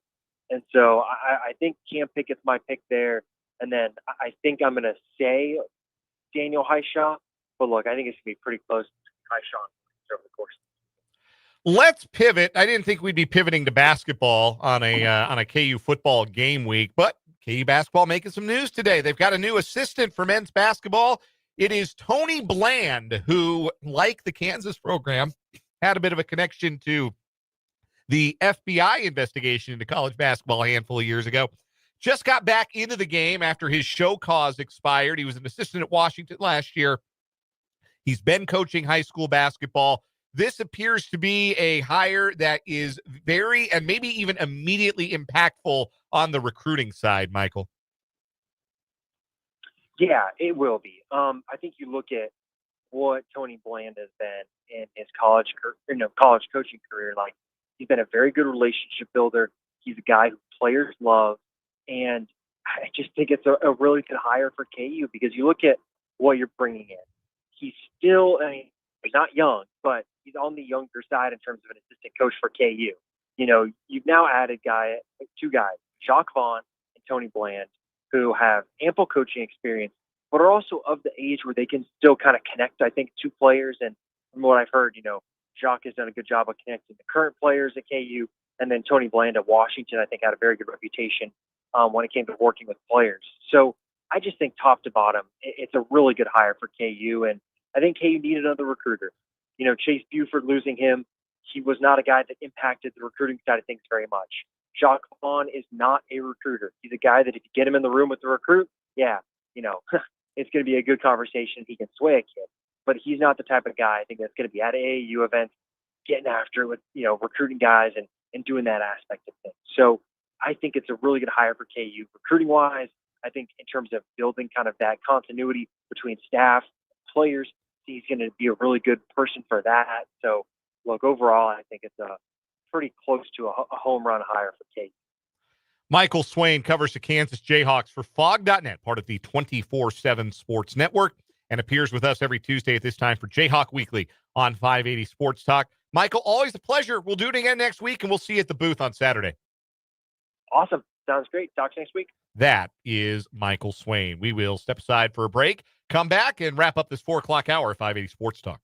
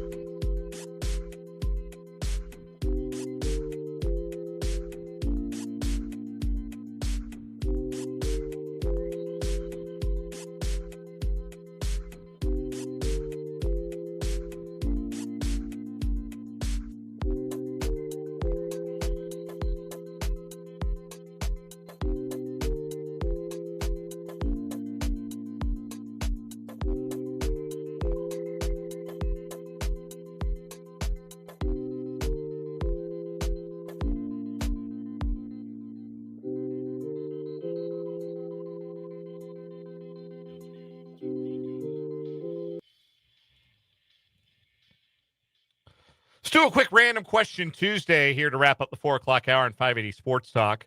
With part of the renovated David Booth Kansas Memorial Stadium set to open on Saturday, Spencer, have you ever been to a brand new or renovated stadium in its first year of operation?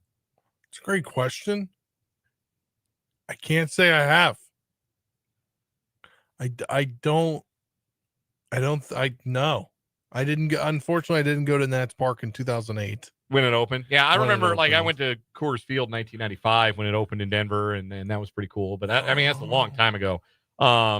This will be, I think, the first time I've gotten to, like, really see, like, renovations on this scale, like, on the opening day of it, when I go out to the booth on Saturday. I mean, I went to a Caps game at Capital One Arena the year after they won the Cup, and they had done renovations during that summer. Okay. And they had new memorabilia. They had new little things. But Sure. That was it. Kind of similar. It's kind of in the spirit of what we're doing here. What's your random question? So obviously I said this yesterday, covering first Chiefs game. It'll be my first NFL game, not first NFL stadium game, because I covered a bowl game at in Tampa Bay. Okay. But favorite media meal you've ever had? Favorite media meal. I got to tell you, the folks at Derby Dining at Bill Snyder Family Stadium at K-State, they knock it out of the park every single week. It's one of my favorite things about going and covering K-State games. The meals there are always good. But the answer to this is very easy. Game 3, American League Division Series last year, ESPN bought Joe's and catered Joe's to the press box at Kauffman Stadium. And when I tell you, like, I didn't see the ribs at first. So I just went for a big old plate full of burnt ends, and I see Carl Ravitch crushing some ribs. I said, well, wait a minute. I went back for seconds. I'm not ashamed. That's my answer. I would say it didn't happen until I came out here at the Bill Self. Oh, there you go. Yeah, at KU basketball. Good. Yeah, from folks at 23rd Street. Yeah, absolutely. No, that is good stuff. We got one more hour of 580 Sports Talk. We got headlines. We got a training camp report with Mitch Holthus, and we'll talk some Royals baseball, get you set to hand it off to the Royals Baseball Network at 6 o'clock. Stay with us one more hour, 580 Sports Talk.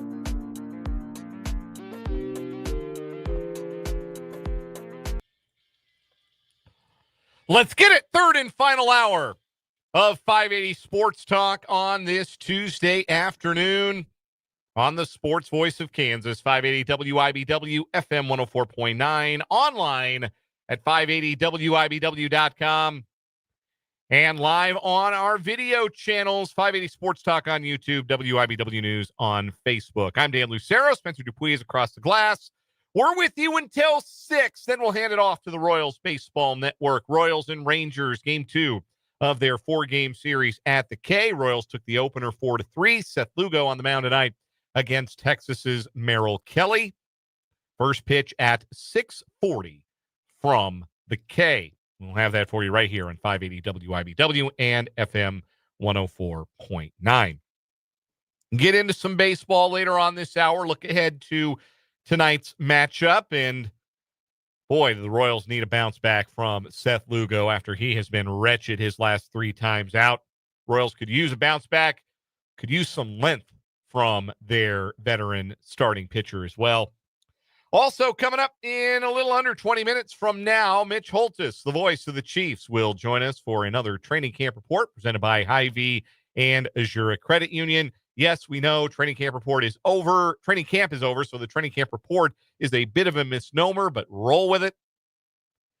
And we continue rookie week on our training camp reports with Mitch Holtis later on. We're going to hear about a rookie who's really turning some heads, both on defense and special teams for the Chiefs. He's really good on special teams on Friday night. Talking about Ashton Gelati.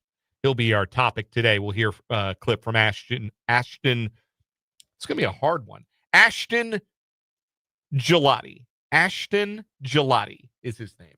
And that's who we'll talk about on the training camp report today. And by the time, he plays in real games, hopefully I'll be able to say his name without getting tired. It's hour number 3. Sometimes fatigue becomes a factor to a certain point. You talk too much during a day, and then sometimes you mince your words. There you go. See, it happens. You have to power through, right? You gotta. We're in mile number 19 or 20 of the daily Sports Talk Marathon. We gotta dig down deep for a little something extra. So we've got that coming up, and also an anniversary that we have to celebrate today. Yep. So I wasn't here working here during this thing, but yeah, I know about there's an anniversary that we're going to celebrate a little bit later on the show today. So that's coming up. We're going to start though with our 580 Sports Talk headlines, and we'll just do the in-state college basketball news as one big headline to start things off today. You heard us allude to it in our conversation with Michael Swain of Fog.net in the 4:00 hour, but Kansas has filled the vacancy on their men's basketball coaching staff created by Chase Buford, taking an assistant coaching job with the NBA's Denver Nuggets. Tony Bland will join Bill Self's coaching staff after spending the last season at Washington under Danny Sprinkle. It was his first year of coaching college basketball since 2017. Why, Dan? What happened? Well, this is where it's a little bit funny that Tony Bland is joining the Kansas staff. Tony Bland was one of 10 individuals who was arrested as part of the FBI's investigation into corruption in college basketball. We now, I think, can look back on that and recognize that it was a whole lot of bluster and a little bit of nonsense on the FBI's part. They came out. Remember that press conference? We have your playbook. They were deadly serious. They were going to clean up corruption in college basketball, like the FBI didn't have anything better to do in 2017.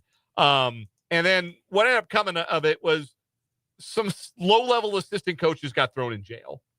And KU vacated some wins because Silvio De Sosa was ineligible. And that was about it.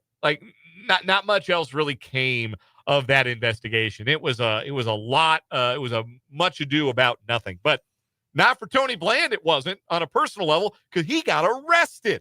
And he pled guilty to conspiracy to commit bribery and admitted to accepting $4,100 in cash. Oh, my gosh, $4,100. To, quote, steer players at the school to certain financial advisors and business managers. That's crazy. So that's what he was doing. He was steering players to certain financial advisors and business managers. He was an assistant at USC at the time he was working for Andy Enfield. As a result of the investigation, the NCAA punishment was a 3-year show cause penalty, and these punishments were handed down in 2021. So the show cause expired in the spring of 2024. And a month later, Danny Sprinkle hired him at Washington, and now he becomes an assistant at Kansas. In the 7 years between his stint at USC and returning to the college game, Bland was the head boys basketball coach at St. Bernard High School in Los Angeles, where he coached, among other players, Taj Ariza, who is the son of longtime NBA player Trevor Ariza. Ariza. Is it Ariza? I always thought it was Matt Ariza. I got him backwards. Trevor Ariza. Taj Ariza. Yeah, Ariza.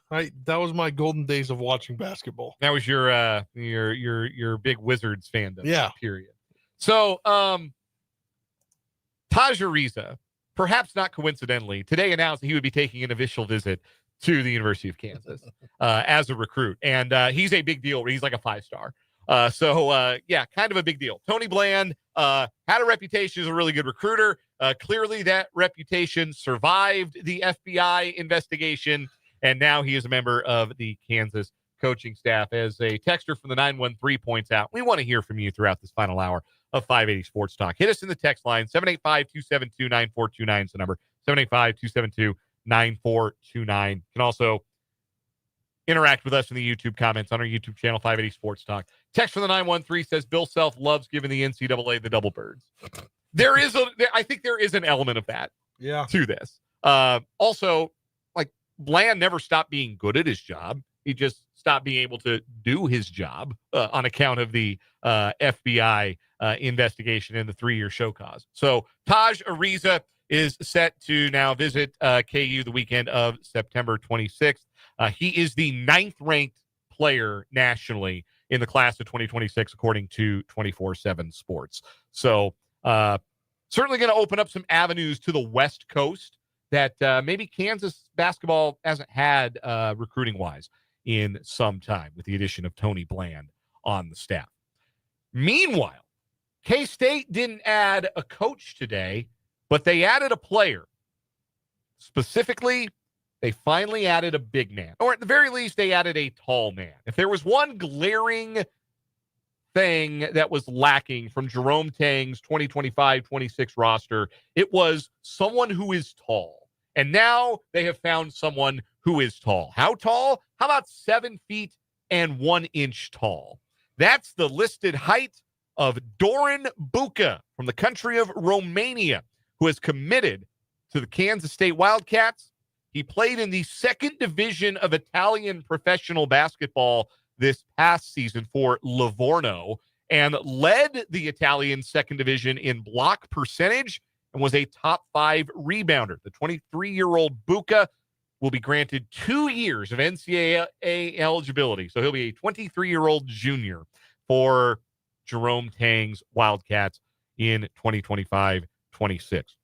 And from what I read, according to Go Power Cat, our friends over there, Ryan Gilbert, with the story, a lot of this has to do with the fact that Tyreke Smith probably not getting that waiver. Yeah, we have kind of suspected that for the last month or so, that was trending in that direction, that KU was short a big man. They were already short a tall man, but they were short somebody who could play the post, and Tyreke Smith probably not going to get his waiver. So Doran Buka is going to be that addition. So I'm just glad it was an international player and it wasn't hard to pronounce his name. Right? Yeah, it's nice. Like, I'm still not 100% certain on Elias Rapiek. Yeah, me neither. So we're still working on that one, but we have. So I guess I've seen conflicting reports. Is he Romanian or is he Italian? I've seen conflicting as well. No, I think he's Romanian. He was playing in Italy. I think that's why there's the confusion. Jonathan Givoni of Draft Express says he's from Romania, so we'll go with that. So you've got a Romanian big man, you've got a German big man in Rapiak, you've got Kostic from Croatia, And you got the regular United Colors of Benetton on this roster. It's that's a dated reference. Shout out to you if you get the United Colors of Benetton reference.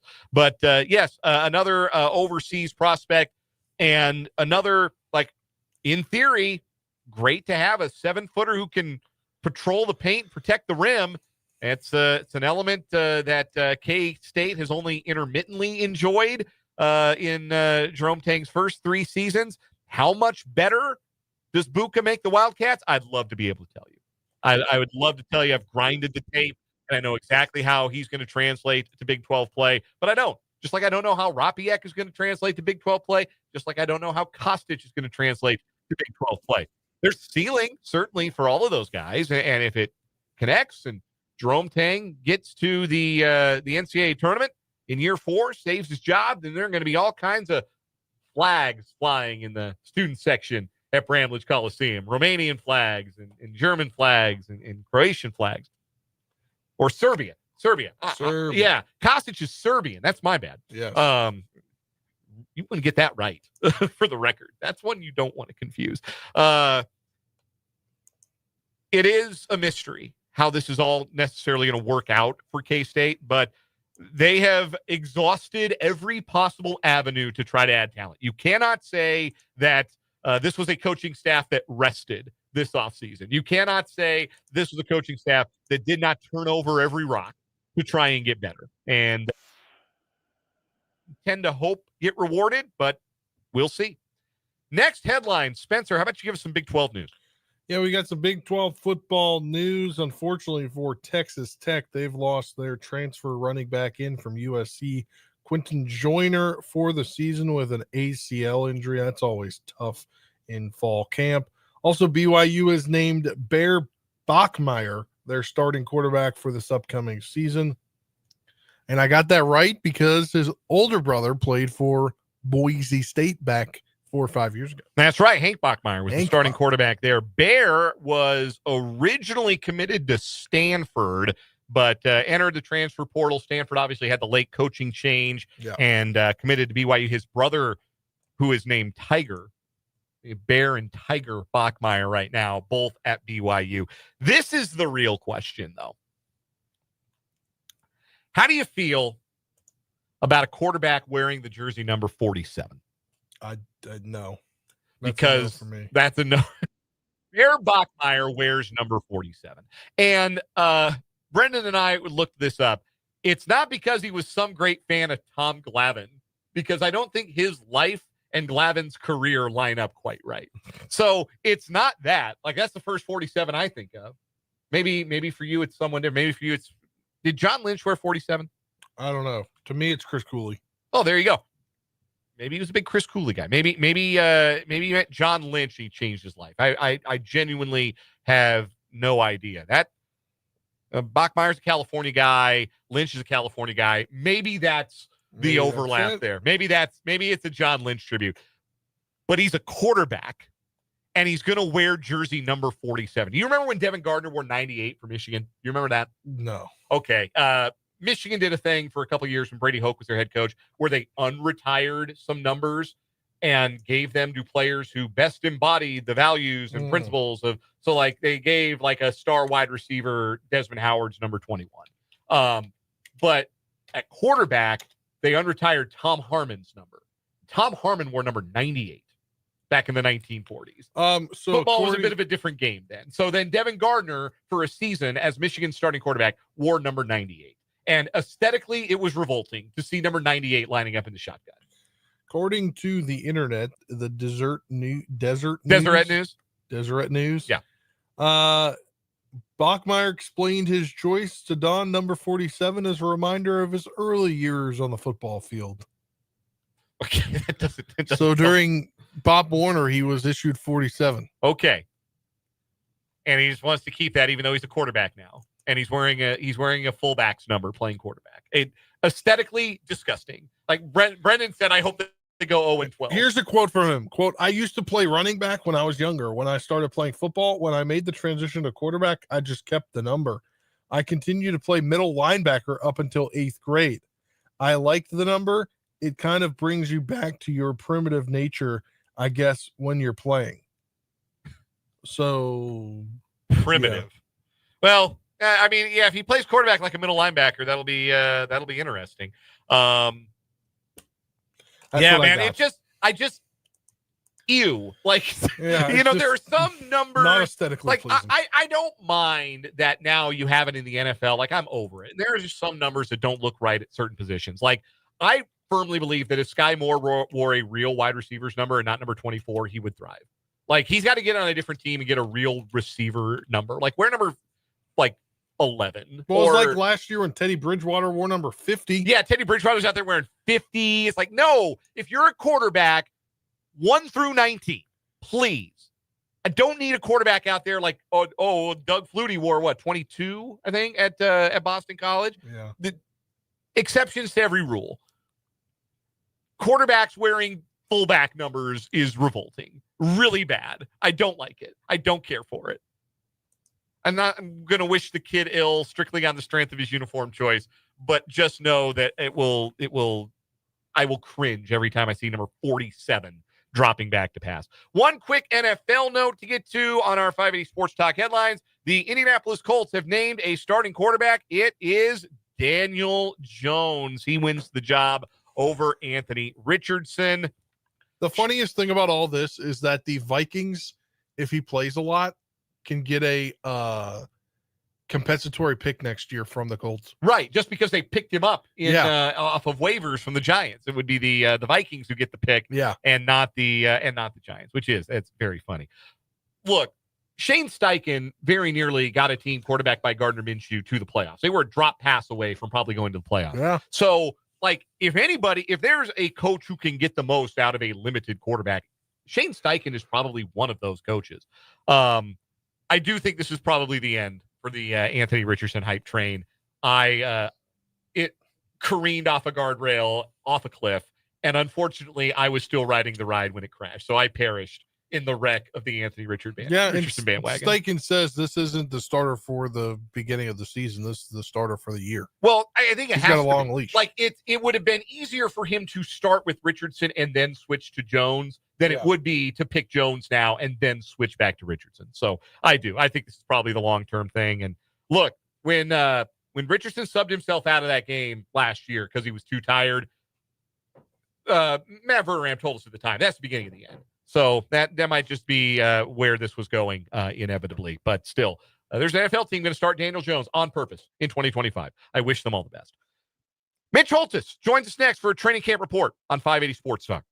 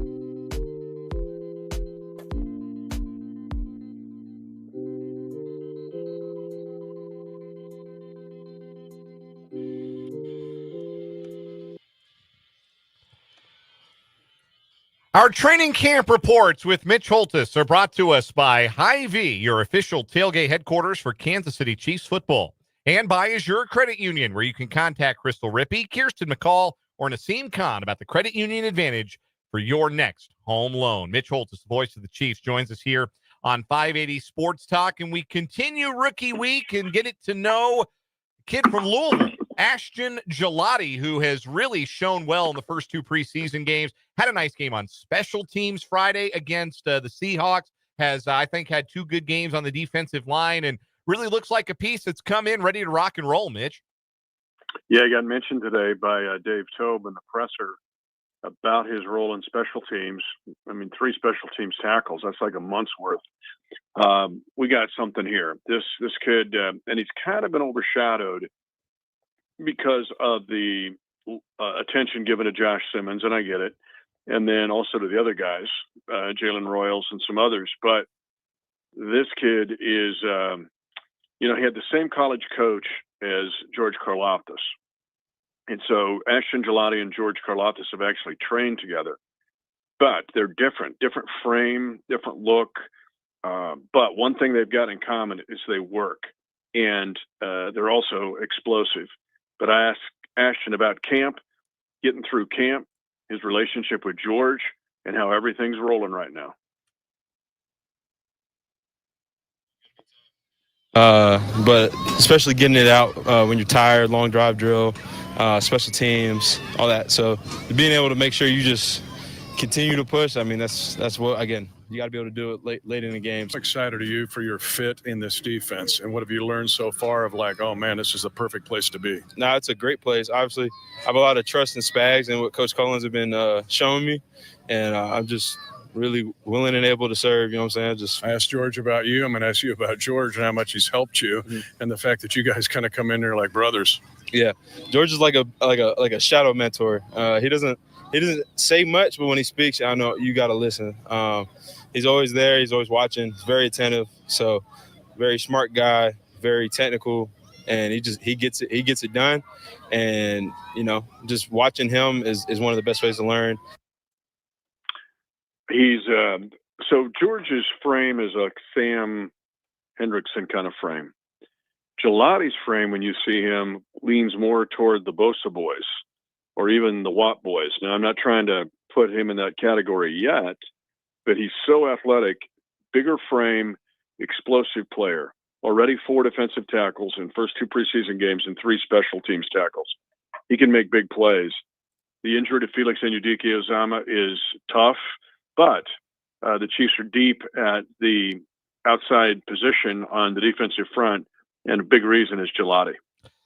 One of the things I think about when I think about Gelati, Mitch, is not something that's happened in one of the preseason games. I think about him and Josh Simmons kind of getting into it at training camp. Yeah. And the reason that stood out to me is that's Gelati going after the first-round pick and him deciding, I don't care that you're a first-round pick. I'm going to beat you in this drill, and I'm going to let you know about it. I'm going to come after you, and I'm going to be in your face all day long in this drill. It tells me that he's got a bit of a chip on his shoulder, a bit of an attitude, a bit of a confidence about himself that you don't often see from those day 2 guys. No, when you do it depends if you're doing it with a purpose. And so Simmons threw him like a rag doll, which tells you about some of the strength of Josh Simmons, but it's not that Ashton Gelati's not strong. But Ashton Gelati knows that he can disrupt the game in a lot of ways. If you look, he was top 5 in pressures the last 2 years in all of FBS football. He had a big sack here in 23. His sacks dropped in 24, but he still had 60 pressures. He knows that he can, same thing with Karlaftis, because you hear the engine, the motor. But those 2 guys are also more athletic than people give them credit for. So in that circumstance, yeah, he's going to mix it up. He's not going to be fearful of Josh Simmons or anybody else, but he's not going to do it just to be, a punk. He's not going to do it just to fight somebody. He's doing it for the purpose of trying to disrupt the play. So we got something with this kid. I think he's got just an incredibly high ceiling. How much bigger is it now that unfortunately FAU has to go on the IR, that you draft another guy for that defensive line room and another guy that can maybe rise to occasions when you need him to? Well, you had this luxury of 5 guys for 2 spots when you had Felix. Now Felix is gone, so you have 4 for 2, but you still have, and then so here Gelati plugs right in. You still have Mike Dana, who's super solid. You've got Menahu, we've talked about him, and then you've got Karlaftis. That's a really pretty good 4 for 2 slots. So you're set there. You have to decide what you're going to do with, like, Malik Herring make this team. Do you keep 6 outside guys, or do you look even on the waiver wire and continue to try to pick somebody up? But the fact that Gelati has been able, much like Josh Simmons, to be in a ready position to play now. If we're playing tonight, for real, Gelati's going to get a bunch of snaps. The fact that then you have a little insurance for your depth on the defensive front, even with FAU going down. Our guest is Mitch Holtis, the voice of the Chiefs, joining us for a training camp report presented by Hy-Vee and Azura Credit Union. You mentioned that there's some commonalities with Gelati and Karlaftis, most notably that they both played for head coach Jeff Brom in college, Karlaftis at Purdue, Gelati at Louisville. They're not exactly the same, as you laid that out in terms of their body type, but there was some similarity just in terms of, you call it motor or engine, whatever it is that you want to call it. You could see that on Gelati's college film, much in the same way you see that from Karlaftis every Sunday. Is that a trait that you feel like the Chiefs have really valued at the defensive end spot in recent years, that they're looking for guys who do have that kind of motor, that kind of engine that they play with every single Sunday? For sure. Now, we talk about offense all the time, about the play within a play. The receivers they've got the play call, they've got the route. Oh, wait a minute. They're lined up differently than we thought. I better change and adjust my route. Or, oh, they're blitzing. Okay, we think of the play within a play in terms of offense all the time. But what you're alluding to here, and particularly with these two guys, Karlaftis and with Ashton Gelati, defensively, there's also a play within a play. You may be initially blocked. Your initial scheme may be picked up, but that doesn't mean you quit or somehow kind of halfway through it. And that happens more than most of the time with defensive front players. Or a play might be by you. Well, it's by me. I hope my other guys can pick it up. Gelati and Karlaftis are just the opposite of that. The engine, people, what does it mean to have an engine or a high motor? It means that you're looking for the defensive play within a play.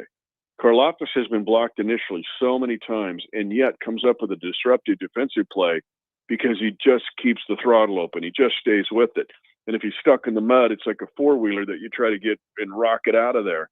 And so the same with Gelati. And it's a rare trait. You don't have it in defenders like that. And so it's so impactful because a quarterback or a running back or receiver may think, hey, we've got a good play here. And all of a sudden it gets blown up, a ball gets popped out, or a sack is made, or a strip, or a deflection, because Karlaftis and Gelati, the high motor, stay with the play. Something that we've also talked about, and we've talked about this a lot with the recent draft classes. I remember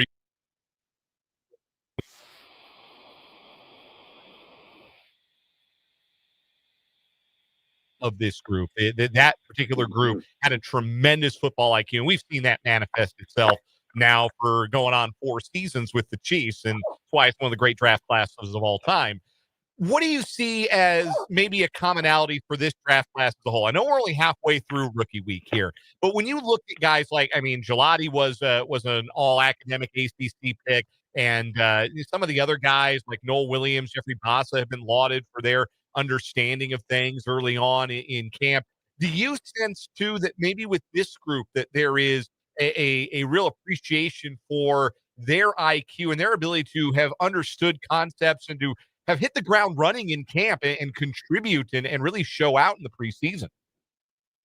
Yeah, it's not just the football acumen and picking up the playbook, and that's part of the IQ or the instinct on the field. It is also what I've noticed. There's some similarities with the 22 class, because these guys have not walked in going, you know what, I'm really the smartest guy in the room. I was a big deal at my college or colleges. I went to 3 colleges, and I'm really kind of special. I've got all this figured out. That happens so much now, more than I would say the last 5 to 7 years in this league. These guys aren't that way. You've already heard Simmons.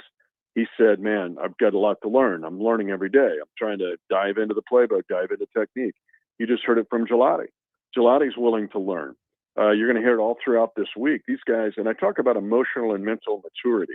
It's something that is lacking in a lot of circumstances in football and out of football. But now you've got two classes that appear to have it for the most part.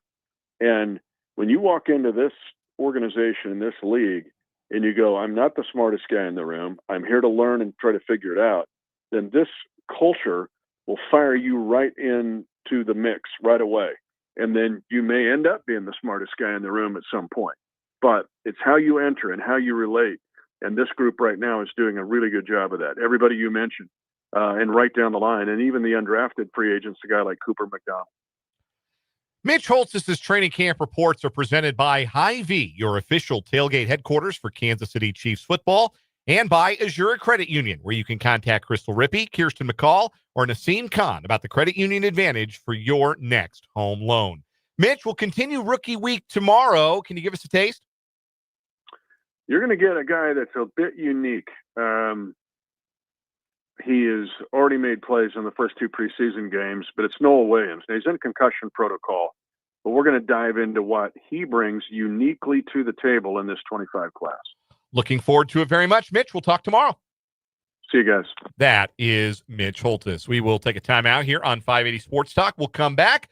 We'll start talking some baseball, get you ready for Royals Rangers tonight, and a very happy 5th anniversary to celebrate. That's coming up next on 580 Sports Talk.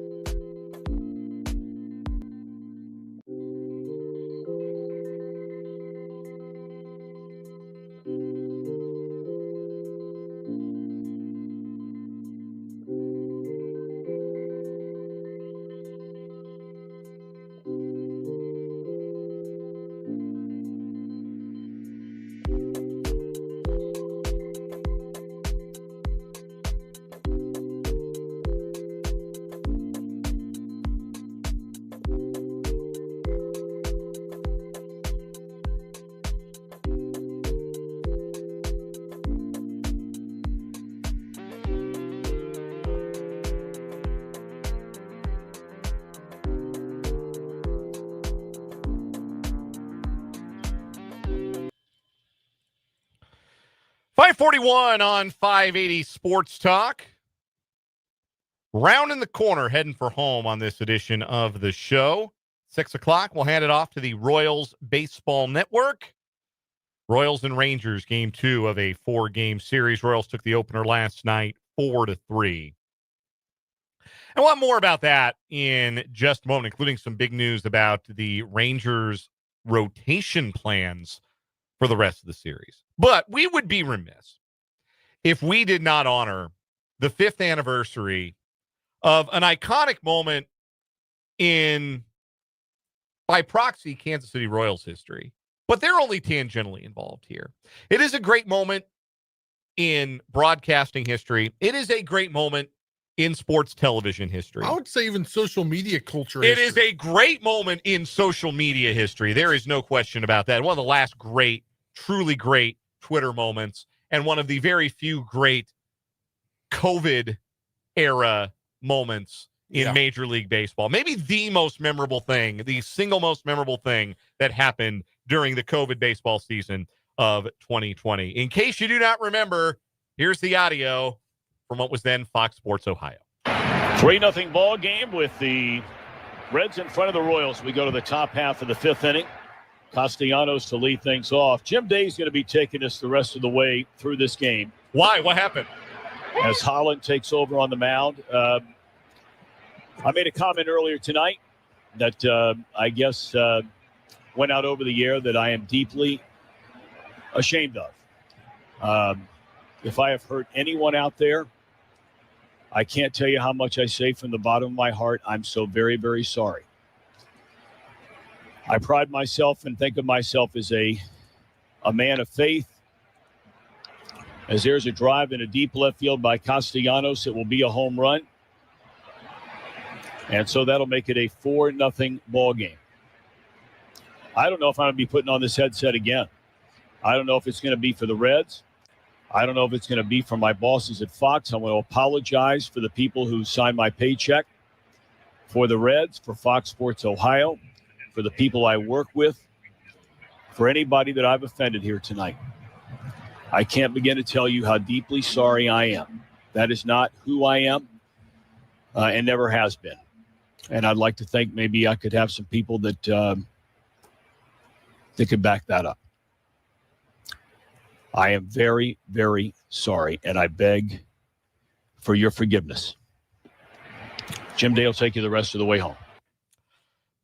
Tom Brenneman on Fox Sports Ohio after a hot mic during what he thought was a commercial break caught him referring to Kansas City as the F-slur capital of the world, which, by the way, I had never before and have not since ever heard Kansas City referred to in a similar context. No, I did not know that anybody perceived Kansas City to be that. I didn't even realize this game was against the Royals. It sure was. That's Greg Holland on the mound giving up that deep drive into left field by Castellanos. Yes. Did That you know made it it only a 4-0 took ball him? game.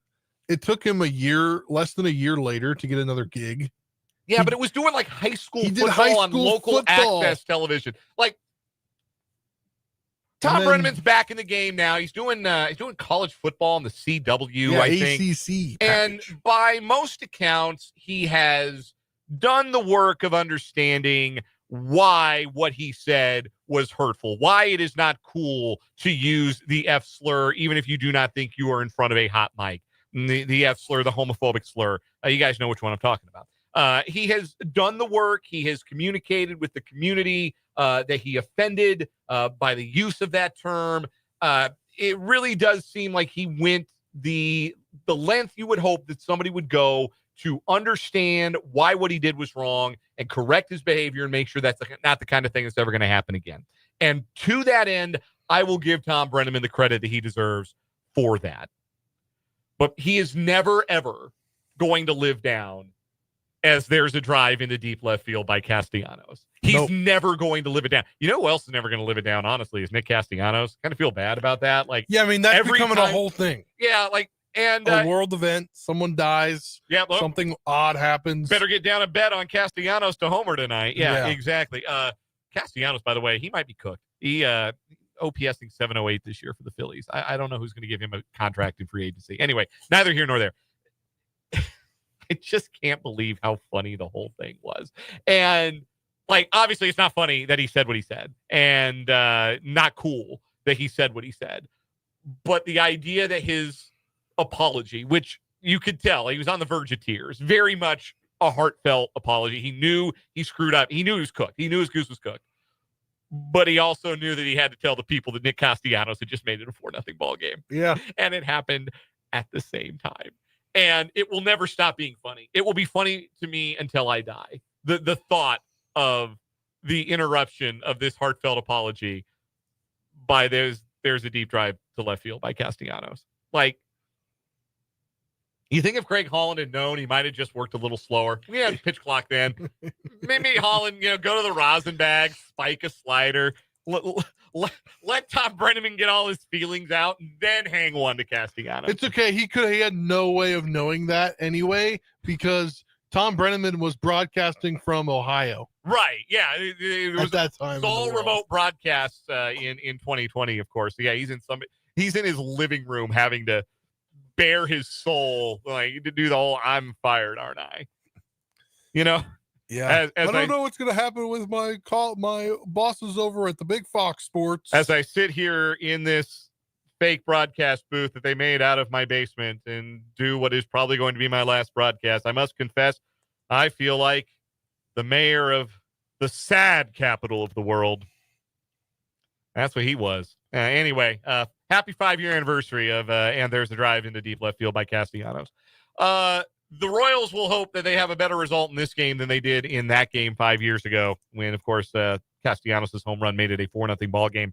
Tonight, it's Seth Lugo on the mound, and you know what Rex Huther likes to say, I go, we go, Lugo. Lately, Lugo, he go, oh no, uh-oh, in his last 3 starts, a 10.66 ERA. That was funny. You can laugh. Yeah. Come on, man. You're no selling my jokes. It's been a struggle for Seth Lugo his last couple of times out. So not only does Lugo need to pitch well tonight for his own sake, but as we talked about in the 3 o'clock hour, the Royals have really ridden their bullpen hard in the last week, really during this homestand. And when you're winning, that means you're riding the plus side guys hard. I don't think we're going to see Estevez tonight. I don't think we're going to see Urseg tonight. So that puts a little bit on the offense to jump on Merrill Kelly and build a nice size lead. But also it puts something on Lugo to maybe push the bullpen hierarchy back a little bit so that, when John Schreiber comes in the game, it's not the 5th. Maybe it's the 7th. When we see Angel Zerpa, maybe it's the 8th tonight. If Lugo can get back to some previous form and get deep into the ball game. Unfortunately for Lugo, he's going to see a lefty-heavy lineup tonight. I mean, why wouldn't you roll out your lefties? Lefties had tuned Lugo like a piano, really for the better part of this season, but especially over his last 3 starts. Only 2 right-handed bats in the starting lineup for the Rangers tonight, 6 lefties and a switch hitter. Josh Smith is one of those lefties. He'll bat leadoff and play third base. Wyatt Langford is the left fielder. He's a right-hander batting second. Then 3 straight lefties, Corey Seager at short, Jock Peterson, the DH, and Evan Carter in center field, the heart of the order. Marcus Semien, the other right-hander, will bat 6th and be the second baseman. Then Rowdy Tellez at first. Alejandro Osuna, I think it is. That is correct. Alejandro Osuna batting 8th in right field, and Jonah Heim, the switch-hitting catcher, batting 9th. The Royals line up against Merrill Kelly for the second straight day. No Salvador Perez, though he is again available to pinch hit, and Matt Cotrero anticipates him being in the lineup tomorrow.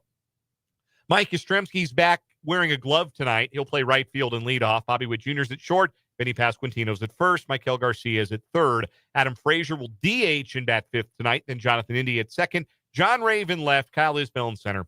And Luke Maley for a second straight game doing the catching. When Perez returns to the lineup tomorrow, he will not face Jacob deGrom, who the Rangers apparently have announced that they will scratch from his scheduled Wednesday start for some workload maintenance. deGrom has pitched 140 innings this season with a 2.76 ERA. He's returned to some of his previous star form, but it is noteworthy that the 140 innings is more than he has pitched, a lot more than he pitched in the last 3 seasons combined when he threw 104, 105 innings in those previous 3 years. So the Rangers trying to throttle him back, kind of seeing their season slip away a little bit. So no deGrom Wednesday. The Rangers will did they announce the starter, or are they going to go bullpen day?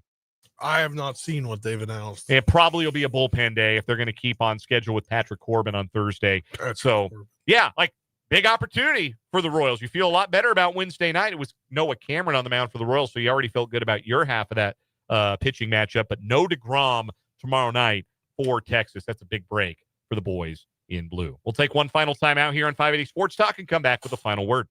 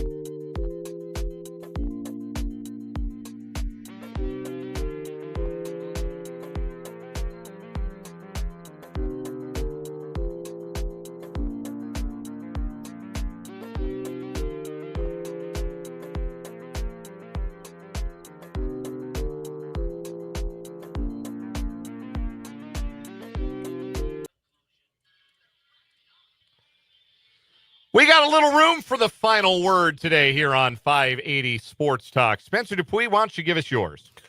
Yeah, I don't think I've been this confident in the Royals since spring training, maybe the first day of the season. I don't know. I'm just very confident in they're finding what works for them, and they're taking advantage of how they can. I mean, they had 3 homers last night. It's finally working. It's hard to hit a homer in Kauffman Stadium. Well, they got 3 last night. That was just enough because they scored another run, or 3. That would be, there's a 2-run shot in there. So scoring just enough runs in order to get the win last night. And you had a segment in the second segment of the show about the bullpen concern. I think I'm slightly concerned there for the back end of the bullpen because we've seen Urseg and Estevez so much lately that I think that is a cause for concern. But you do like how Schreiber's pitching out of the pen, and I think you gotta like how you got to see how those other guys do, because you're going to need to lean on more than just your 2 guys at the end of the bullpen every night. And if you're the Royals, in order to get to that playoff that you really want to make it into, it's not just your starter, 1 guy, and then in the 8th, Urseg, and then in the 9th, Estevez. You got to find other guys in that bullpen that can carve out innings for you, and hopefully that starts tonight after your starter comes out. Final word for me today. Gone into this season feeling pretty certain that I knew what Kansas football's floor was. I have a hard time seeing this team not at least making a bowl. Their schedule is extremely favorable. They have what projects to be above average quarterback play from Jalen Daniels.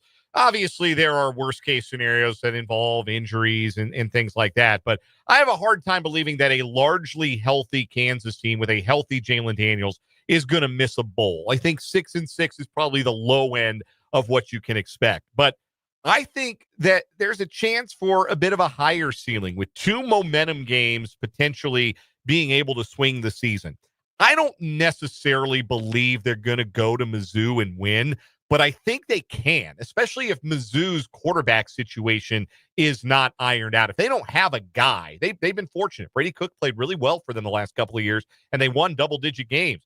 If they don't have that replaced with all the other NFL talent they've lost the last couple of years, then this Mizzou team isn't going to be those Mizzou teams. That means it's going to be beatable, even at Faurot Field. If KU can win that one early and get out to a 3-0 start, which they could potentially extend to 6-0, they're a Big 12 contender. Likewise, if they can win 1 game, either at Texas Tech or at home to Kansas State, if they get one of those, it's a huge momentum boost for the second half of their season and could put them in the mix for a Big 12 title game appearance as well. That might really be the ceiling for this team. A lot has to come together in the back 7 defensively and on the offensive line. Their ceiling might be higher than you think. That'll do it for 580 Sports Talk today. We're back tomorrow from 3 until 6. Royals baseball's next. For Spencer, I'm Dan. This is 580 WIBW. Good night.